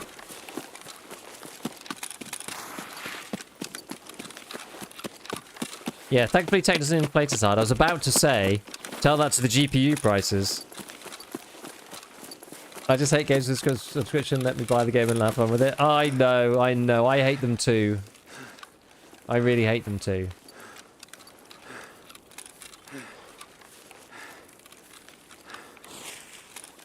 Either video or streaming your content always makes you want to play Tarkov. Might be a bit later. Yeah, go play PvE. PvE is a different experience than PvP. If you feel like you just want to have a chill out, go play PvE. It's like early wipe on PvE if you haven't played it at all yet. You know? Obviously it depends if you've got EOD or not, right? Like if you don't have EOD, then you've got to pay $20 to buy it. But it's a super chill experience, but like intense at the same time, because it feels like it doesn't necessarily match as much because it's not the PvP server, but it's fun because there's lots and lots and lots of AI. And so they're not necessarily hard per se, but like the raids are still like kind of intense. I don't know, I enjoyed it the couple of raids I've done. Like I'm time limited, right? That's why I haven't done a lot of arena, haven't done a lot of PvE, haven't done this, that, and the other. It's just like, A, I'm looking at Tarkov all day, not necessarily playing, but I'm like, yeah, making content about it or whatever. And maybe want to play something else in the evening, but it's just like, yeah, it's having the time. So just a tricky thing. As the aforementioned children, they're not very easy on the old time wallet. Yeah, PvE doesn't wipe either, so you can just take your time and just chill. Do what you like.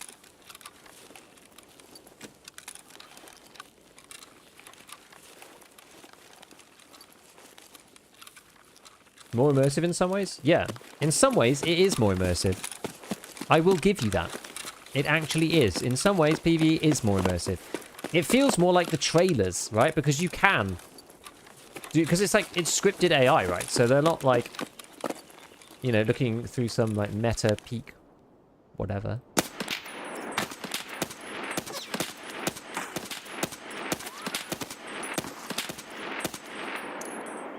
Was that an actual player? Did we just have like an actual duel? I think that was an actual player. I think we had a duel. I'm going to go and check. Was it a Scav? I mean, it probably is a Scav, isn't it? I think it was a real player. Who just stands there like that? I don't know. I was just like, well, if you want to stand there like that and just take the FAL, then be my guest. Bro, no way. We're going to go and check it. When he got the legs. It was because we were both suffering with drop, because we're too far away. I also shot his legs out first, too. Seemed like a PMC. I think it was a PMC. Should we go find out? Why am I so slow? Stop it. Wait. I think it was a player. I'm missing the thrill in PvE, the unexpected moments. Oh yeah, of course. And especially for somebody who like is a Chad like you, Sad. Like you're definitely missing out the not playing PvP. And that's 100% true. But like you're godly at the game, so it kind of like that kind of makes sense, right? I don't think PvE isn't really like you're not one of the people who was like asking for PvE, so you're not really the target market. You had a modern joust. We actually did. Actually, what was in this guy's RSH? He took like the swag gun. Oh, he has regular PS12. Okay.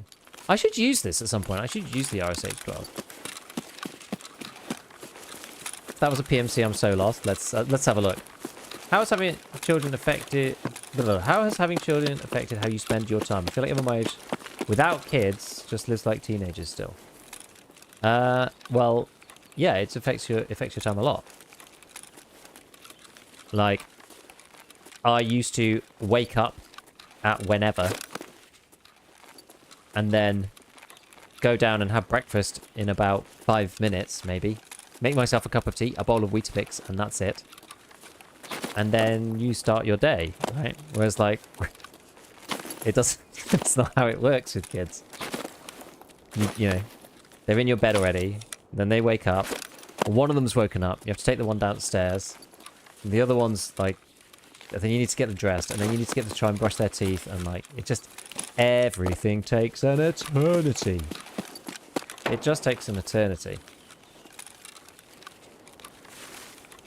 I'm always wondering what the best build there is. US, T45. I always thought that these were better and give you like better rounds. I mean, it affects people differently depending on like how they want to live their life too, though. Obviously, right? Like, but as I said right at the beginning, is this the best way to get up, or is it, are you better off getting up here? I can never remember. It feels like that is not the good way. This is the way. No, that's the way. This way. I'm in mind blank.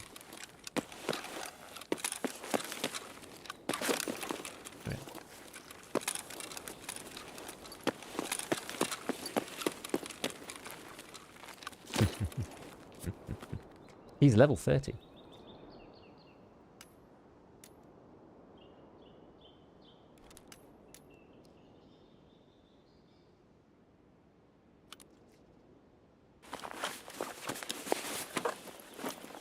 I am bleeding slowly. He's got so many rounds for the PPSH. This is somebody who's just kind of given up on the game, I feel.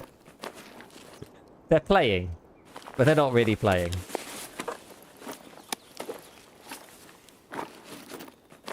Oops.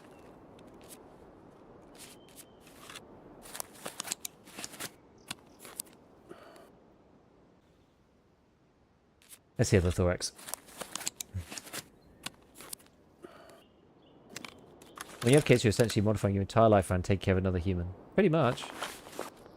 And it's another human that either can't or doesn't want to do various things for that caretaking, or doesn't understand why you're doing the things that you're doing. Oh, massive ibuprofen stack. Look at that. And a 416 from somebody, and he killed this guy as well. Beautiful.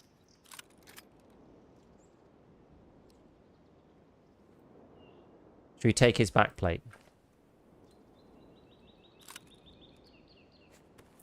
What's like annoying? What's like annoying that we can take? He found that in raid. Can have the helmet back. I love that we just dueled. Oh, we got the SVT from this thing here. I mean, he might be playing hardcore or something. You never know. Why he did that though, I'm not sure. Actually, a RuneScape 1v1.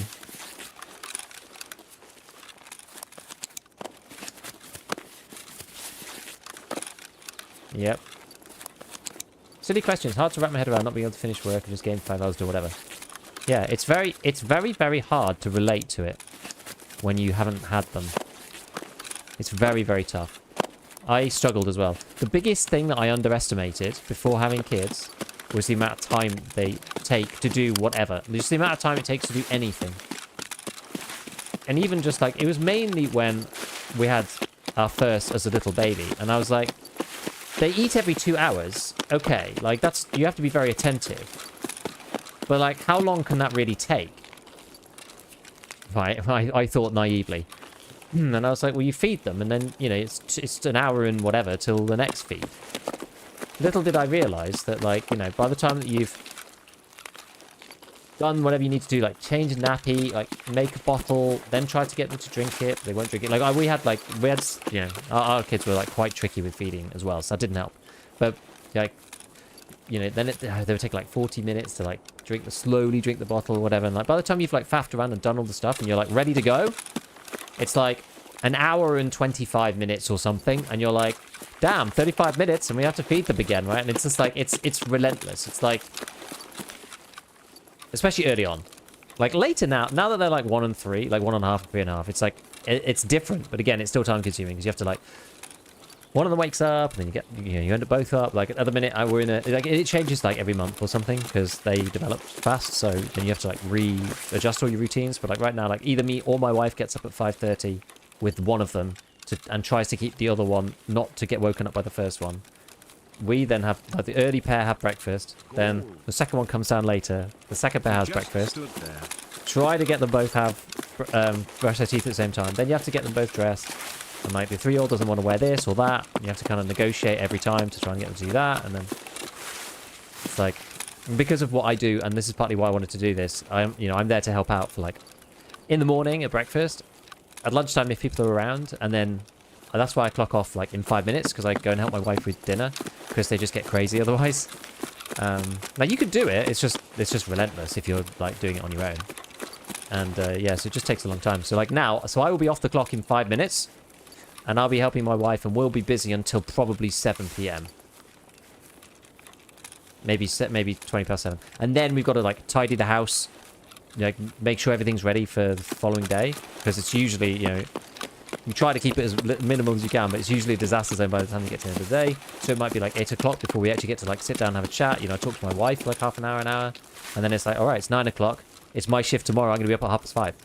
So it's like, when am I going to go to bed? You know, if you don't take care of that, then you're gonna be super tired, and then it sucks, and then I'm tired on stream or tired making videos, and I don't feel motivated.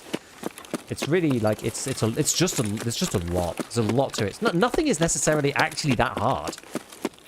It's like low level. It's like low tech Tamagotchi. Exactly. It's like IRL Tamagotchi, like really complicated Tamagotchi. When I was a science teacher, the ratio was 1 to 3. However long it takes you to do something, give them 3 times as long, and that's for secondary A-level kids. Yeah, it's crazy. Have you ever run out of ammo in raid? He hasn't. I love it. You bring enough ammo for one raid, I bring enough ammo for one wipe. We are not the same.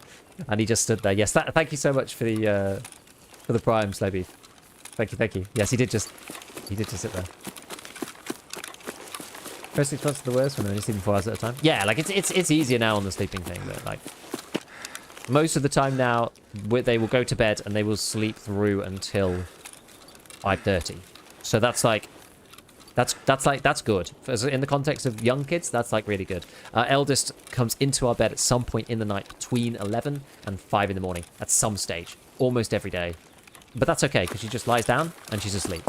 She just wants to be with us. And that's fine. That's okay. It doesn't disrupt stuff. So that's fine. Must be pretty tough to balance it with your work. Yeah, like it can be. It can be. But like, yeah, my wife's really good at like segregating out the, the difference between like daddy's at work, daddy's not at work, he's here, he's not. Like they don't come in the day and like harass me or anything, which was, really good. She's very, very good about that kind of thing. But yeah, it's tough. And also we have a lot of family around us now. That's like partly why I moved where I am. So like 2 years ago I was in London. And now we're like up in the West Midlands again, which is like near home. So we have like family around, and like if there's stuff that my wife has like a bottleneck, she can drop one of them off with like my parents, for example, and then go off and do whatever. So like that makes it like 10 times easier. If you don't have your folks around you or family or like some help or something, like really close friends, it like makes it really tough. How'd you get anything done outside of work or kids? It's just, yeah, it's quite hard.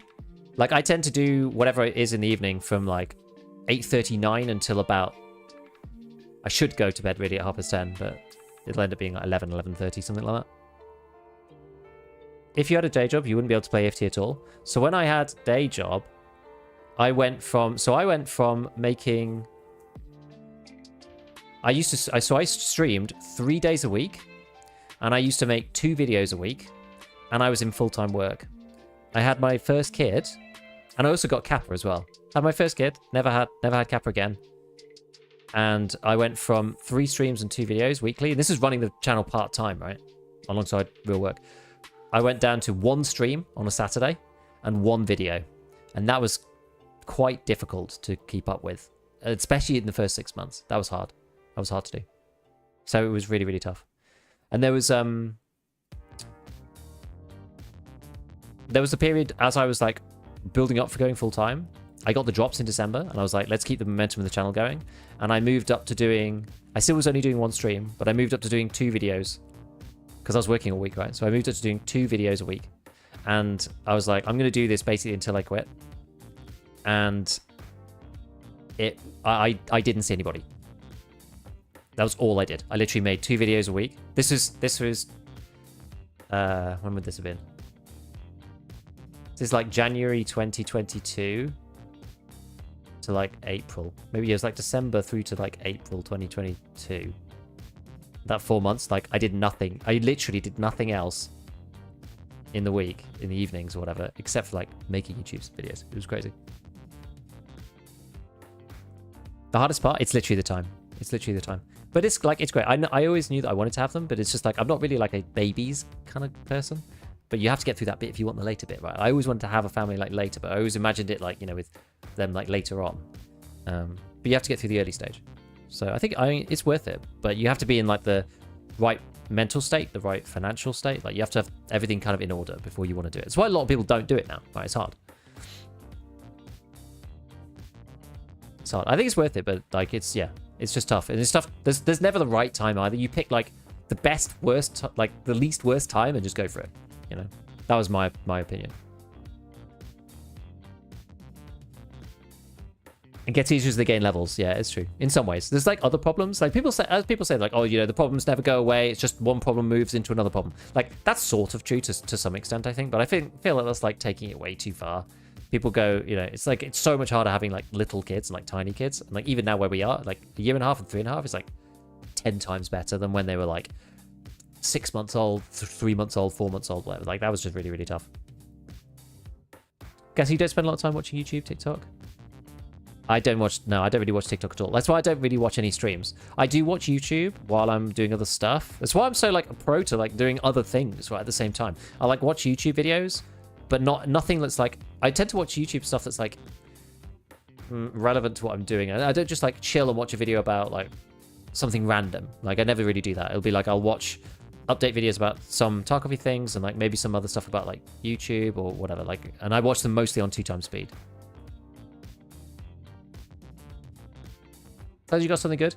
Look, I'm pretty, you know me. I'm pretty logical, and you know, I only do things in the right order. So I tried to make it the best I could. And like, not gonna pussyfoot around and say that it was super easy or whatever. Like, it was really, really tough, but I knew it was gonna be hard. But it's short lived. The really, really hard part is like it does come to an end, and it is short, and it's worth it. And it seems like now it's really, really working out, right? Because like now I'm doing this, I can go off and see them now, and it's like a lot easier. But it's hard to get into that position. It's like multiple years of like prep and whatever to like actually be in that place. I'm a father who loved the baby stage and toddler stage, adorable and love so unconditionally. Toddler stage, yes. Baby stage, less so for me personally. But I mean, everybody's different, right? How much goes on your FAL? Right now, 54 because it's loud. So we've been rocking the loud FAL. It's been good. I'm gonna make a video on this thing. So, do you play any games? Other games? Yeah, like recently, so like we played like a bunch of Helldivers. That was the last thing me and my friends played. Then recently I played a couple of like a few, like I played Frostpunk the other day, which was really good. And then I've kind of got back onto Factorio again. So I've been like putting an hour or so into that every other evening, which is kind of good. So yeah.